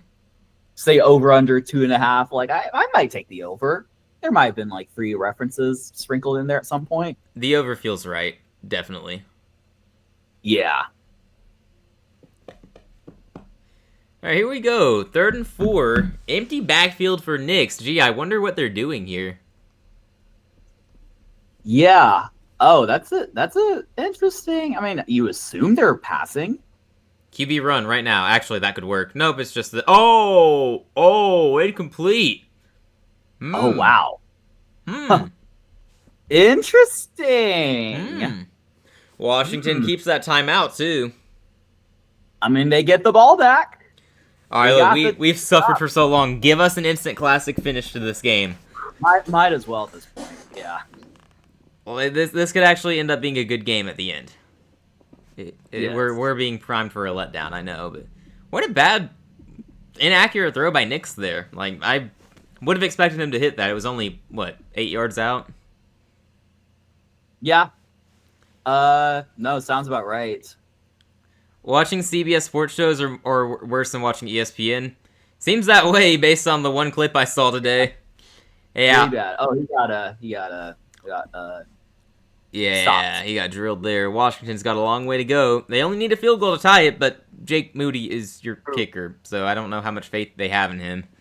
Given that they elected to punt earlier in the game, which, by the way, we should probably revisit that, because imagine they go for the field goal earlier in the game, and they get it. I mean, yeah. Who knows? I still think at the time that was the right decision, so I'm not about to say, no, it was the wrong choice. I'm gonna stick with what I said earlier. It's hard to look at things in hindsight for sure. Well, they're in position right now, and that's all that matters. At the 15-yard line, Mariota, have you got it in ya? He's airing it out. Nope, through the hands of a receiver, well guarded by Surtain. Interesting choice to throw to the guy guarded by PS2. Sure. I think that's I don't know who 13 is actually. I couldn't tell you. It's not McLaurin. I couldn't tell you. It's not Devo. Yeah. Is it Burks? Yeah, I think it is Burks. I mean, I understand throwing to Burks after that catch earlier, but not with PS2 on him. Yeah. PS2 covering you is a different animal. generally speaking. Oh, Mariota's running. He's running. He's going to get the first down. We have a runner. There we go. There we go. 2:49 on the clock, 1 timeout remaining, as well as the 2-minute warning. Mariota's got 44 rushing yards in this game. Pretty good. Not bad for a veteran, huh? Yeah, for sure. Just made a couple scrambles and just got the chunk plays. Yeah, that's one thing we have kind of seen from Denver's defense this game. They've struggled to contain a running quarterback. Might be worth noting moving forward. We'll revisit that idea if they face someone like the Ravens or Bills in the playoffs. Mariota airing it out again. Oh, nope. Looking for Burks again. Couldn't bring that one in. That would have been another insane catch. Yeah, that's true. PSU was not in coverage that time, by the way. Oh, yeah. No, someone else. Yeah, so we don't have to be like, hey, why did you throw towards Pat Surtain? Exactly. I don't know who that is in coverage, though. 21? I don't know who that is either. All right, come on, Mariota. I've decided I just want an upset. He's airing it out again. That's way overthrown. Well, not way overthrown, but was the receiver running a little slow to you there? I don't know. I mean, I could see how that might be the case. I mean, like, they might be gassed as well. I don't know. I couldn't really tell. Yeah. The speed at which he was running made me think the ball was way overthrown, and then by the time the ball landed, it was only like 5 yards in front of him, right? That looked about right, if that. Yeah. Right? That looked right. It landed, and it was much closer than expected.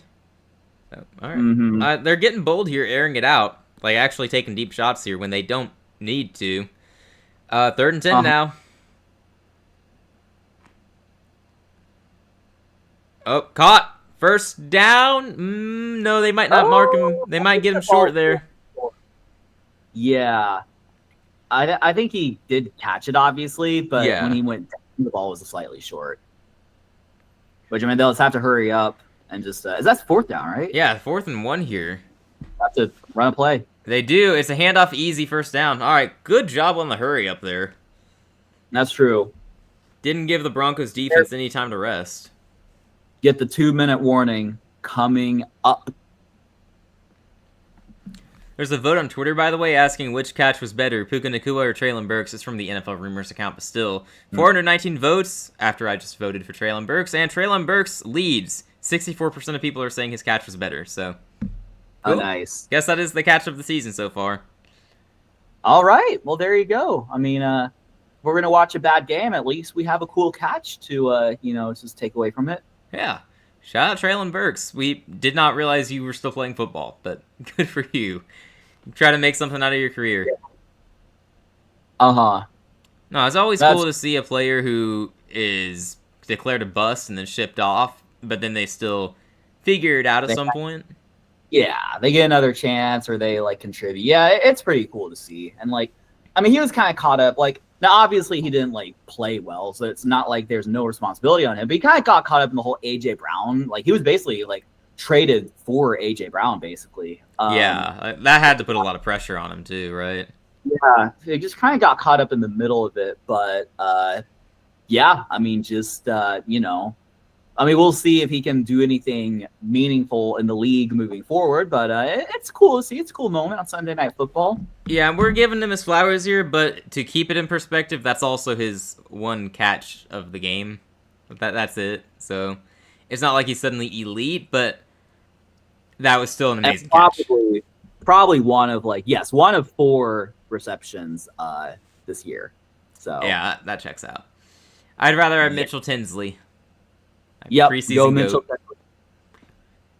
I think the Bengals should just trade Jamar and T for defensive players and roll out Mitchell Tinsley. He could get 300 yards a game by himself. He's that good.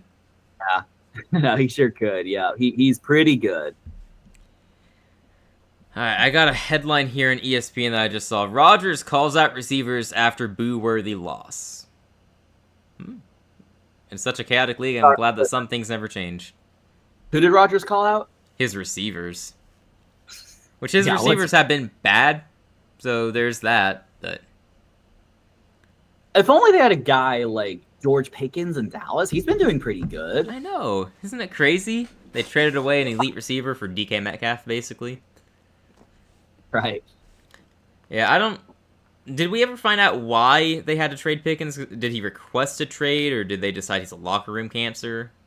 I think they decided it was a lot. I don't remember the rationale, but I think it was more the Steelers deciding that than Pickens requesting a trade. But I don't know. What do I know? Yeah, we're not NFL insiders yet. I think our take on the trade was that it's a win-win, at least early on. But if Pickens does well, then Dallas wins. If he flames out, Pittsburgh wins. Yeah. Oh, wide open. There we go. Oh, all right. I'm going to have to go back and watch the videos on Pickens now, because I think that's what we said, but maybe not. Yeah. I know. I think I remember you had a video, I had a short, so it'll be pretty interesting to see what the outcome of that was. Definitely. But, like, basically what we thought. Yeah. I remember back then, that because we did the video, and it seemed like it did fairly well. I'm not even sure it cracked 100 views. Like, it might have been like 130 or so. I do not remember, but at the time that was like really good for us. We've come a long way. Like, no, we sure have. Yeah, definitely. Like, these days we upload a video and I'm watching the view count, and if it gets to 100 views, I'm like, okay, that's fine. I'm hoping for more though, because we've had videos go off. Well, we're thankful either way. We like 100 views is great, but also it's amazing how far we've come since then. Like, just this past summer, we're looking at a video with 100 views going, wow, this is great. Amazing for us. Top 5 viewed video on the channel. Yeah. So, I remember we had, like, a streak of, like, 100 videos. Or 100 videos. Yeah. Yeah, good times, huh? So, thank you, everyone, for helping us out. Yeah, definitely. McLaurin with a false start. We might need to revisit our McLaurin takes, because I think we probably were wrong saying they should have paid him. I think the rationale was there, but he has not delivered this year. No, not been very good. It's unfortunate. 1st and 15 now after the 5-yard penalty. Minute 29 on the clock. 1 timeout remaining. Only need a field goal, because, we all want overtime for this game. Yes. Right. Yes, totally. I'm very excited and thrilled for a overtime game. Yeah. Oh, what are they doing? Oh, they added time. They added 2 seconds on the clock. Yeah, some technicality. Who knows? All right. Mariota, come on, man. So antsy there, dancing around. Finally throws to nobody. I mean, there's a guy on the Broncos sideline, I guess. We've got Bronco guy there. I think that was Sertan, actually. He finally caught a pass. Yeah, right. Yeah. Oh, a receiver slipped early on. McLaurin slipped. Very good slip, yeah. We were just talking about him. Oh, are they going to get him for grounding? What? I didn't even think... They haven't called it yet. I'm wondering, because there's a flag on the field. I am wondering. I mean, there's no one in the area. I don't know what's going on. They just keep panning to players and coaches. Yeah, it's hard to say. It's hard to say what's going on.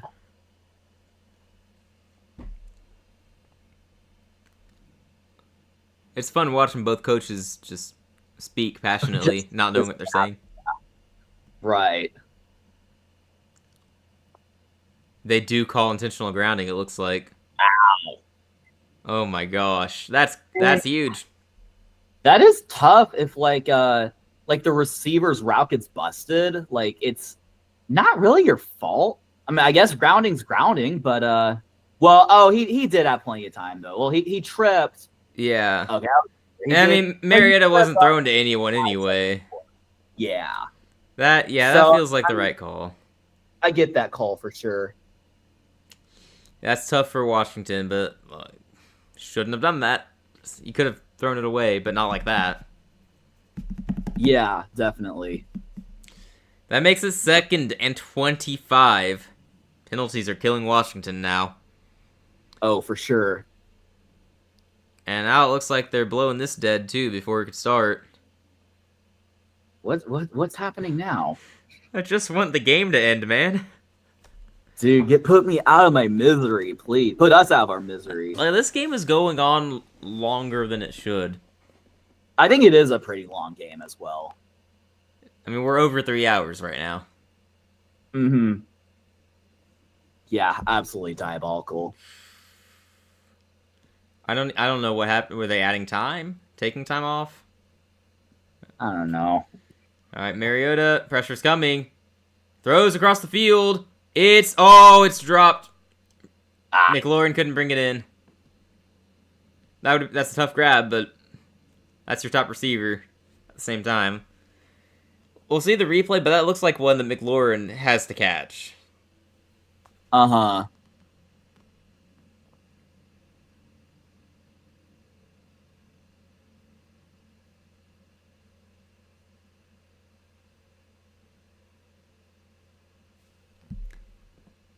Defender just got his hand in there. That Moss got in there. McLaurin didn't have much of a chance. Alright, I'm guessing the game is over in 2 plays. Something tells me. Seems like it. It's gonna be hard to Oh! Look at that! They got life! Terry McLaurin did something. There we go. That was a great play by Mariota. That was great. Moved on up into the pocket, avoided pressure. Jeez. For sure. Kept it alive. I mean, like, did what he needed to do. McLaurin's up to 73 receiving yards now, by the way, which does not feel accurate, but here we are. Yeah, here we are. All right, 4th and 6. You would think this elite Denver defense would end the game right here for all of us. If you're as good as Houston's defense, you gotta make the stop. Just end our misery. Here we go. Pressure coming. Yeah, you got it. Oh. Looked like they borrowed one of Denver's plays. Yeah. They're just gonna hurry up. They're saving their last time out, I guess. Ertz is over. ESPN says he's over 100 yards now. Mm-hmm. Dang. Debo. Another catch. Wow. Are they in Moody range? Are they gonna try to win the game here? Are they gonna? They got a chance to take a shot into the end zone if they want. Oh, we got a flag on the field. Flag. What could that be? What's going on? I don't know. Who looks angrier, Sean Payton or Dan Quinn? Sean Payton easily. Sean's doing his thing. Yeah. And yet, based on Debo on the field there, he's acting like it's on him. I don't know how to read a Debo, but... Oh, no! Too many men on the field. It's crazy. Really? Oh, my God. What are you doing? Now you would think they're in Moody range. They've got to be at this point. My goodness. Denver, you've got a chance to compete for the 1 seed in your conference, and you're blowing it. Patriots fans have to be so happy right now. Yeah. Isn't this appropriate for, like, the misery I'm feeling? This Absolutely. Absolutely. Yeah. Oh, my God. They got it at the 27. They're in range, but also I still don't know how much I trust Moody from, 44, 45 yards? Yeah, it's still kind of tricky. I mean, they have a timeout in their back pocket. 31 seconds. Again, yeah, it's Jake Moody. I mean, I don't know. If it's me, I'm playing to win the game right here. Don't do anything stupid, but... Hopefully they play to win the game right here. It's a screenplay. He's going to go down and bounce. Wow, good effort. Pushing him forward. Wow, he got to the 20-yard line. That's now a 37-yard. Look, if they miss the field goal, just... All we can do is laugh. Yeah, Moody will never play for an NFL team again. Yeah. Oh my gosh, is this really going to go to overtime? Oh my gosh. We don't deserve this. Aye. Alright. Look, I actually have not minded watching Washington on offense when they're moving the ball. Yeah, they've been somewhat. I mean, they've been watchable. Yeah. But that game has not been like horrible. We've seen horrible games before. This Honestly, has been a game. This is one of the better Sunday Night Football games this year. The bar's low. It's that low. Yes. Still very boring to watch Denver play. Yes. Come on, Washington. 2nd and 3. Get the touchdown, end this thing in regulation, or turn it over. That's also funny. Let's do it. Yes. 23 seconds. They've got time to take some shots. Cannot take a sack here, you'd think. No, that would be... Going for it all! No, never mind. There was no one there. I'm not sure what that was. Probably just... He was probably just seeing if anyone was open. It's like, nope, we'll just mail it. Good grief. Well, all right, let's see the replay. Maybe a receiver ran the wrong route. He was looking for 83, whoever that is. Yeah. I think he was looking for 83. That's who they pointed out. Oh, he went the other way. Yeah, he went left. Okay, 3rd and 3. You can't run it here. Nope. And they're going to run it. Mariota gets the first down, and he gets out of bounds. Oh, wow. Oh, yeah, that's so clutch. That is so fortunate. We're about to see an overtime game. I cannot believe it. Imagine he gets tackled in bounds, though. Like, that's game over. No, they get one shot into the end zone, though. They got time. That's true. They could win it here. See that end zone shot. I cannot believe they just called a quarterback run, though, with no timeouts. That is crazy. Good grief.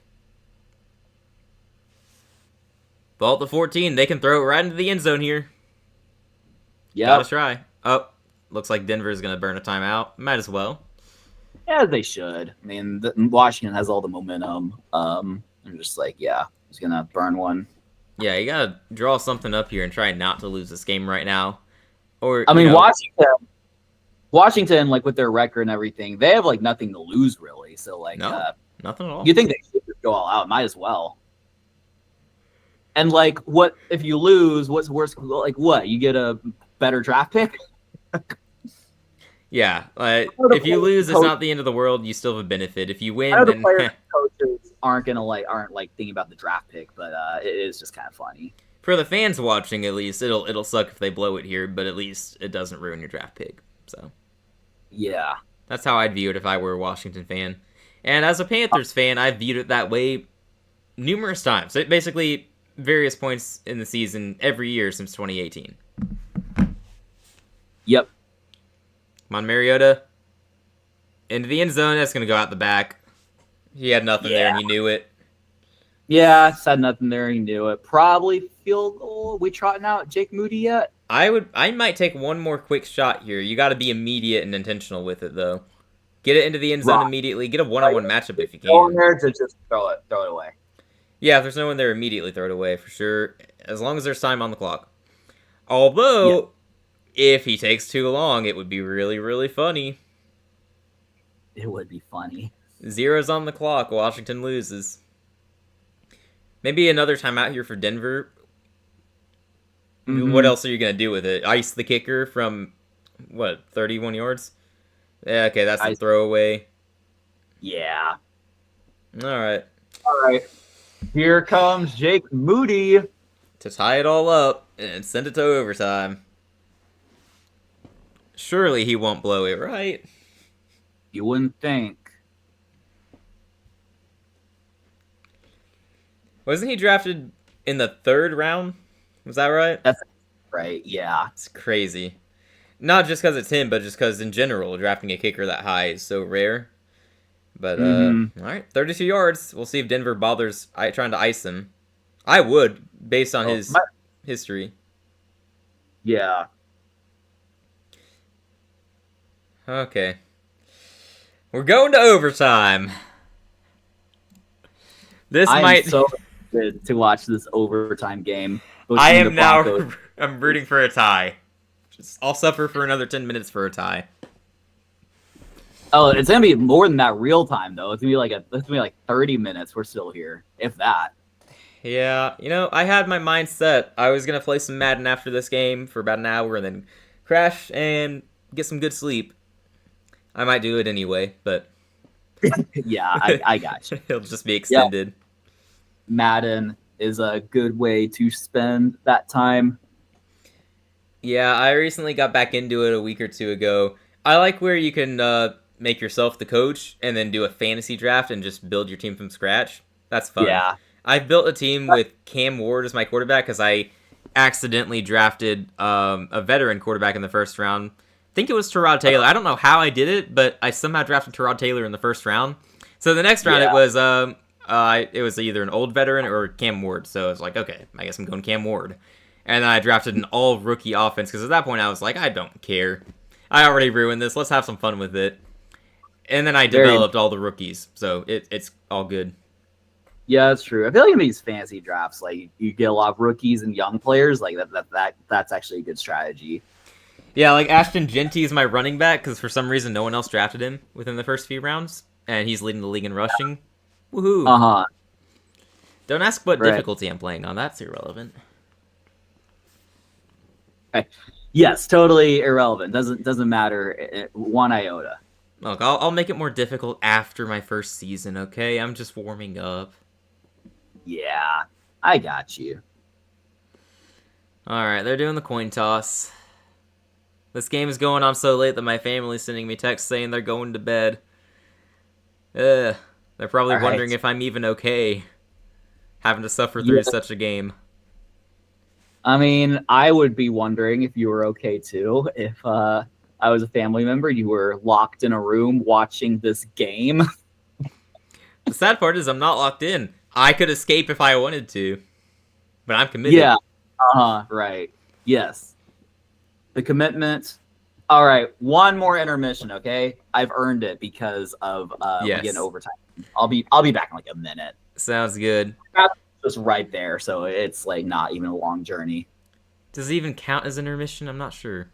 Good question. I mean, we have a commercial break anyway, so true. Be right back. Okay. And Steve's got a good question. How many horrible games has Denver been a part of? Let's see. I'm pulling up their schedule. Week 1, Tennessee, 20-12. I guarantee you that was a horrible game. So let's say 1.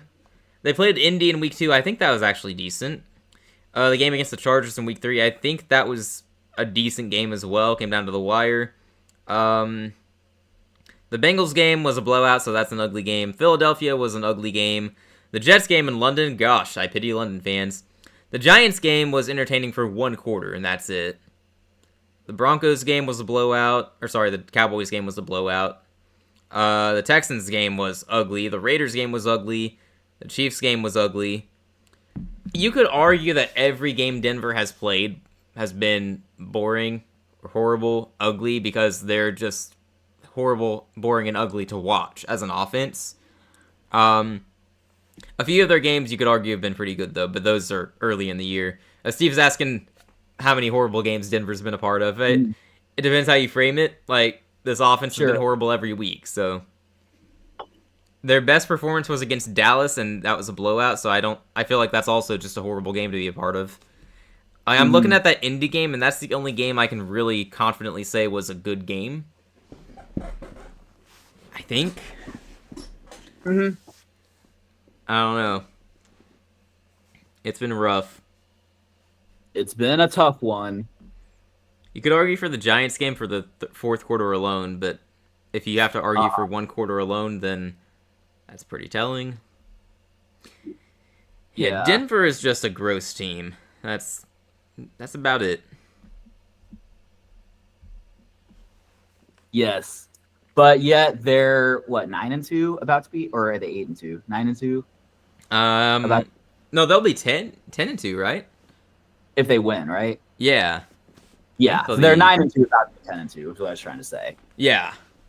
And then they get the Raiders next week, right? Or someone bad. This is likely to be an 11-2 team here if they can get the win. They're going to start overtime with the ball. We'll see if their offense decides to, do something.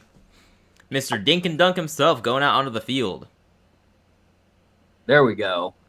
I'd just like to take this moment to declare I never wavered on my stance on Bo Nix. Sorry if that makes me a hater. Never Yeah. wavered. How does he have 250 yards in this game? Are you kidding me? What? It's a lot of dink and dunk yards. Seriously, where did those yards come from? Absolutely crazy. Ain't no way. All right, at the 24, it's gonna be a throw. He's throw it. Okay, so for a second, I thought he might actually try to do something. He got the first down on a short throw. Dink and dunk.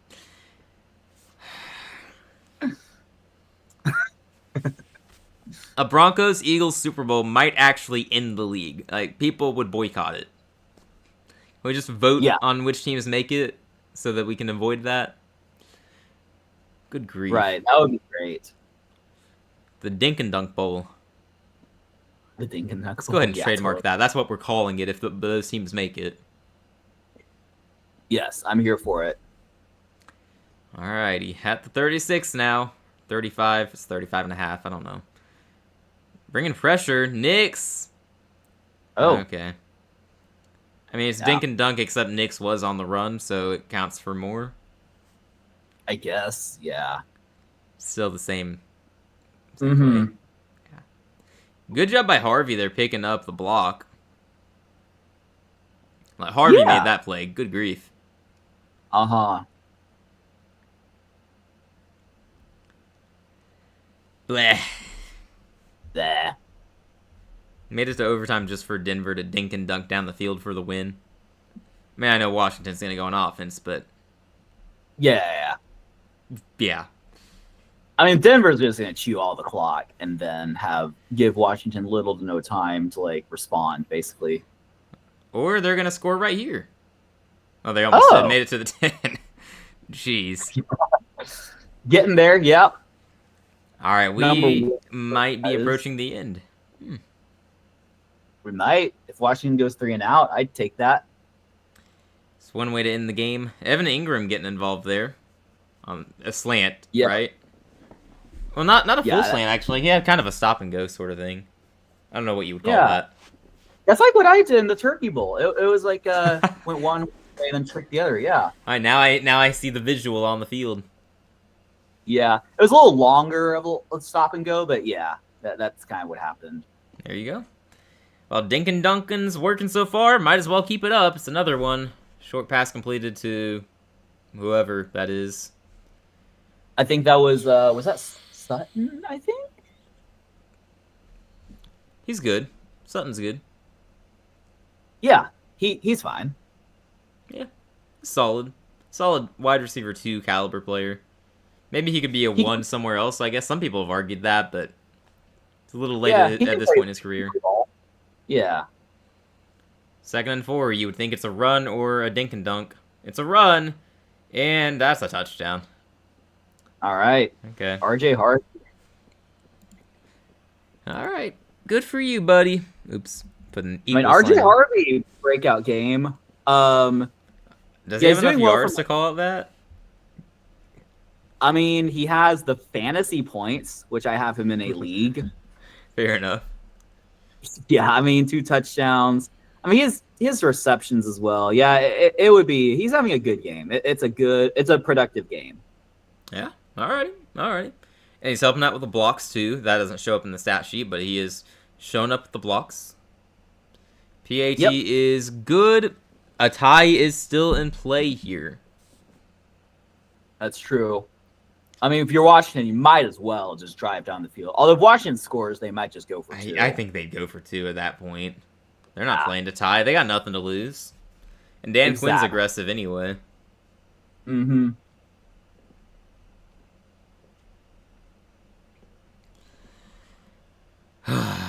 All right, it's almost over.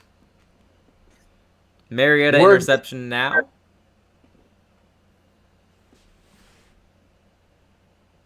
Yes, Mariota interception here would be perfect. Then we'll literally just close the tablet and just call it a night. That's actually what we would do. Yeah, I'm impressed that, like, despite the, like, boring game, like everything like that, we still got some viewer or like some chatters, I should say. Like, obviously this is one of our lower streams, but it's still like, feel like we've come a long way, which is that we can upload a boring stream and like just like we'll get a couple people to tune in. It was one we didn't even plan on doing until was that yesterday? Yeah, I think yesterday changed it. Yeah, and it wasn't announced until at some point during the stream earlier, at which point it was mostly just random Panthers fans lurking, trying to find the game for free probably, or just listen to someone talk about it. Which is not the case with these primetime games. It's funny. I think at one point we probably thought primetime games would get more viewers, but then anyone gets the primetime games. Not everyone gets the their local teams games. Yeah, that's true. They only get the 2 games, unless you've got YouTube TV, the NFL ticket. Now here we go, Washington. Okay, well, no return on that. Okay, that's fine. A lot of people are calling the Traylon Burks catch the catch of the year. Yeah, I'm sure it's up there. Yeah, I can't think of any other crazy catches we've seen so far this year, like before today. I might be wrong, but... No, it seems to be up there for sure. I mean, it's not like I have some great memory of like crazy catches, but yeah, it's definitely would be up there. We got Mariota throwing across the field, wide open. McLaurin. All right. Wow, he was wide open. All right. That's more like it. Wide receiver 1's coming through, earning that money. Receiving stats today. Justin Jefferson, 2 catches, 4 yards, no touchdown. Seahawks defense, 4 catches, 121 yards, and 1 touchdown. That's diabolical. Yeah, that sure is. Oh, man. Well, that's how bad 4 was.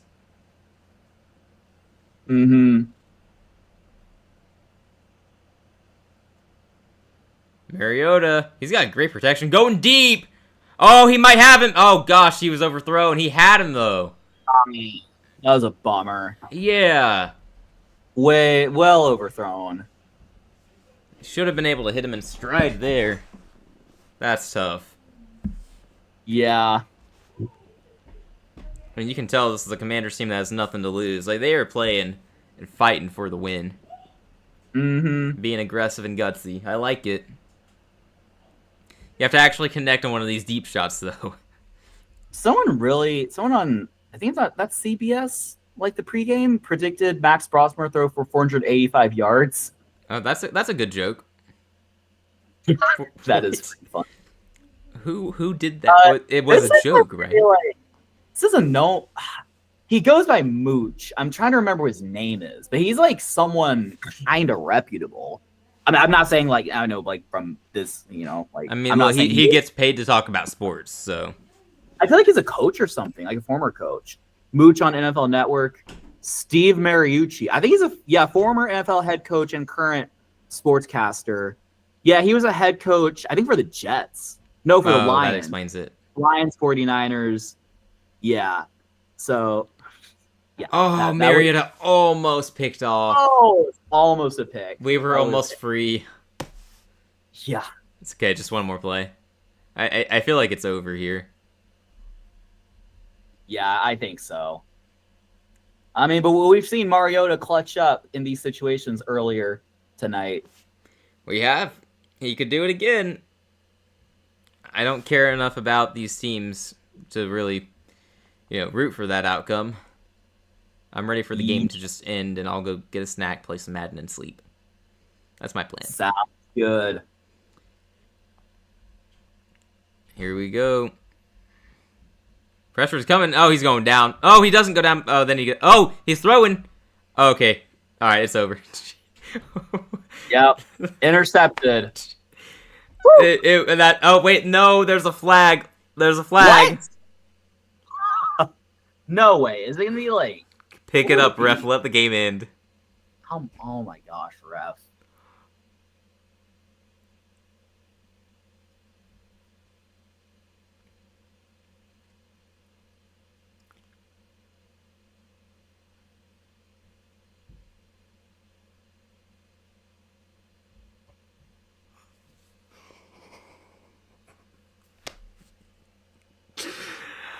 Pass interference on the Denver defense. So the game continues. Yeah. That was pass interference. He did just run into him. Hufanga. Yep. All right. Well, we get to stop for like 5 to 10 more minutes. I thought that was the most fitting way for this game to end, but honestly, a penalty dragging it out even longer is even more fitting. Yeah, for sure. Good grief. Okay, they got up to 36 now, renewed life. They've been revived. And they're going to hand it off. Oh, he's got a little bit of room. Gets 8 yards there. A little bit. Gosh. Unbelievable. I thought the game was over, man. I really did. Even when the flag was thrown, I thought, no, it can't be on the defense. They would never. Right. Mariota even getting that throw off is ridiculous, by the way. He absolutely should have gone down.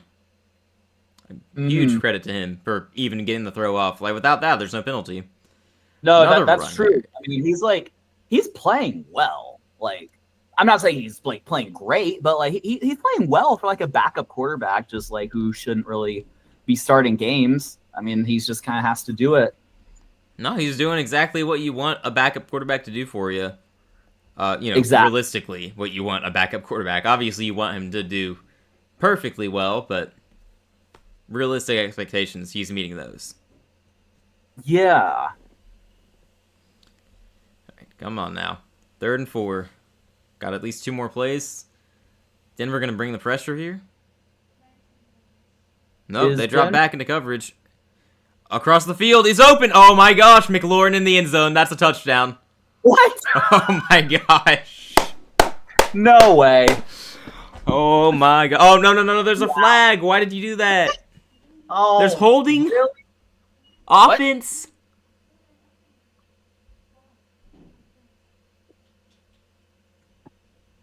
We have a good game, then the refs like make their presence known.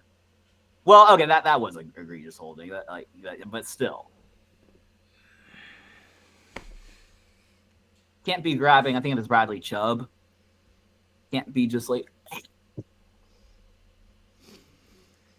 Oh, Jaden was excited.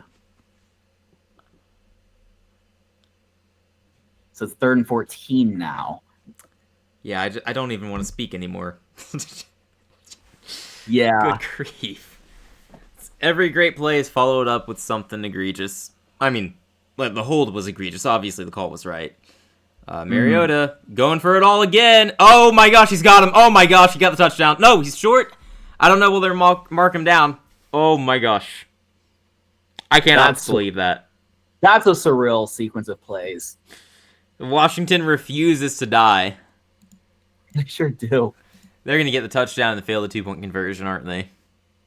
That sounds about right.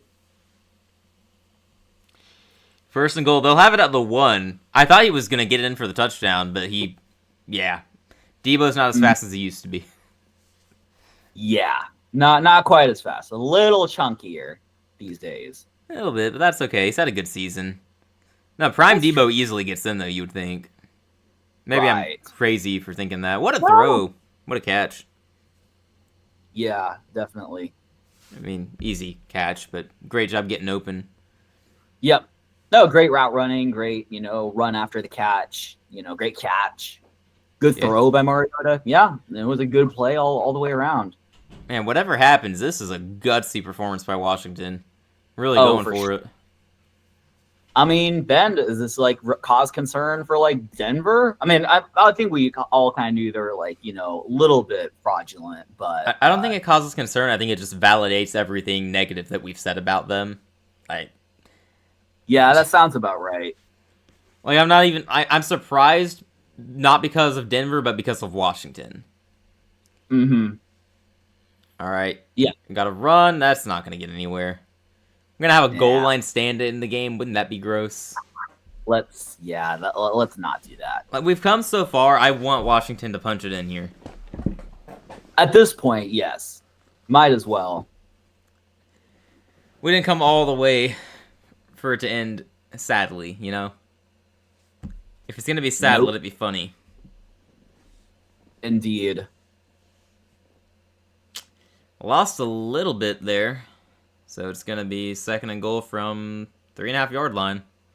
It's another run. No, Mariota keeps it. He's gonna have to get rid of that one. Yeah. That did not work. Honestly, I might be inclined to use a timeout here and take your time. Let your players rest up a little bit. Debo's not even been on the field. Bring out all your best players. Call something up.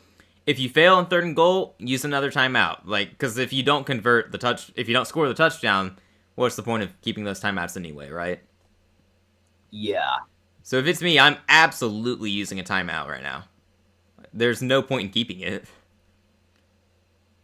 At this point, right? Well, it looks like they disagree. Yep. Pressure coming, Mariota! Oh my gosh, he dropped it! Oh my gosh. That's so egregious. Zach Ertz.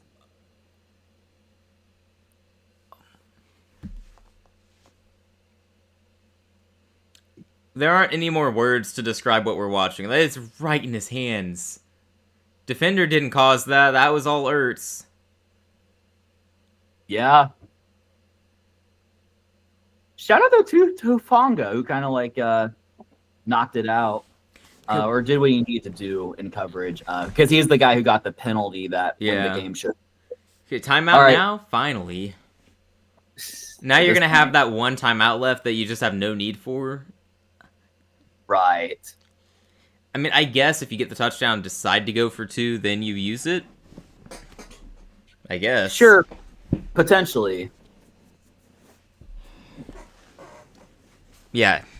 All right. Well, get all your best players on the field. Draw up whatever your best 3-yard play is. You would think you just run a slant, right? Right. Like, keep it simple here. I don't know. We've had all these chunk plays by Washington. You would think they have to have a play that gets them 3 yards. Surely there's something. You would think every team has their like play that in these like 4th and goal situations, like, you know, has a high likelihood of getting someone open or, you know, getting the touchdown or whatever, but we'll see what they draw up. Here we go. Pressure's coming. He gets rid of it fast. It's caught. No flags? Wow. No flags. He yanked that football back, though. Hopefully he doesn't get penalized. Right. Yeah, they're going for 2. Oh, man. All right, we're at the end of the game at last. They kept it simple. Yeah.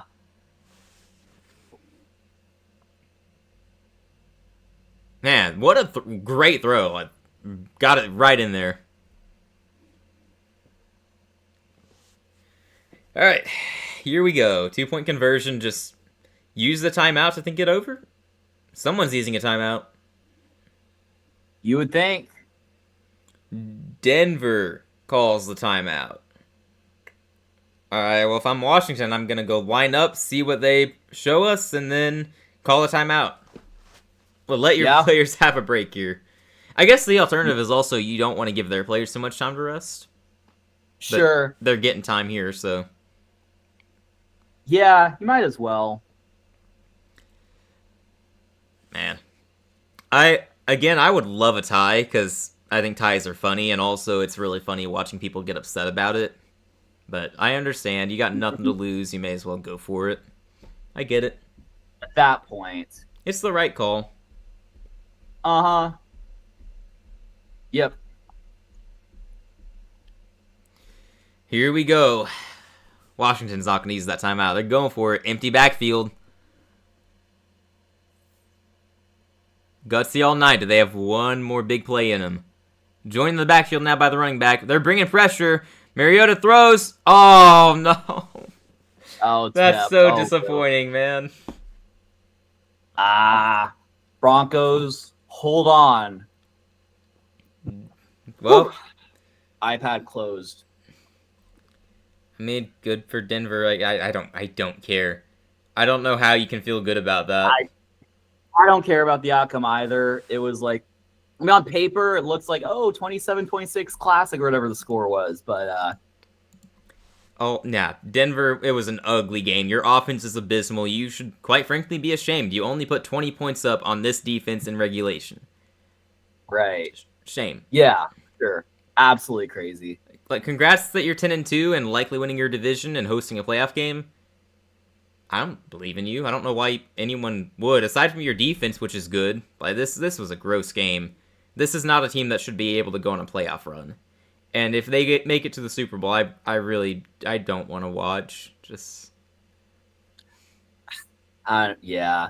I hope we don't get to a point in our league where it's like the way, like the way to win is like play boring like the Broncos and the Eagles. Like that would not be ideal. well, if those teams make it to the Super Bowl, Want the Lions or like the Chiefs in their heyday, or like we want, or even like good defensive football. I mean, I know the Broncos have a good defense, but like it's like, yeah, I mean, all right, well, yeah, what a mess. well worth the time for sure. I mean, there were some good moments there, and it got interesting at times. We had a better game than we expected. Still got to do our recap, got to do your predictions. So that was cool. It was good. Overall, it was good. Yeah, we'll wrap it up here for sure. This was a 3.5 hour stream. Thank you to Husker Nation and Steve for stopping by and hanging out. You guys were chatty. I'm sure there were other people who were watching, lurking in the background. We appreciate you as well. Yeah, that's. I'm tired now. I words. All right, Thank let's you. get this wrapped. Thank you all so much for stopping by. Hope you had a great time at our stream, or as good of a time as you have had. Don't forget, to like, comment, subscribe to our channel, and we are growing. And hit that subscribe button, and we will be on soon. Probably our next video will be like predictions, and then we'll have maybe Thursday night football coverage. We'll see what's going on there. But just take care. Have a good evening, and hope y'all had a happy Thanksgiving. Absolutely. I agree with everything he said. I have nothing to add, so thank you all so much. See you all next time. All right. Peace.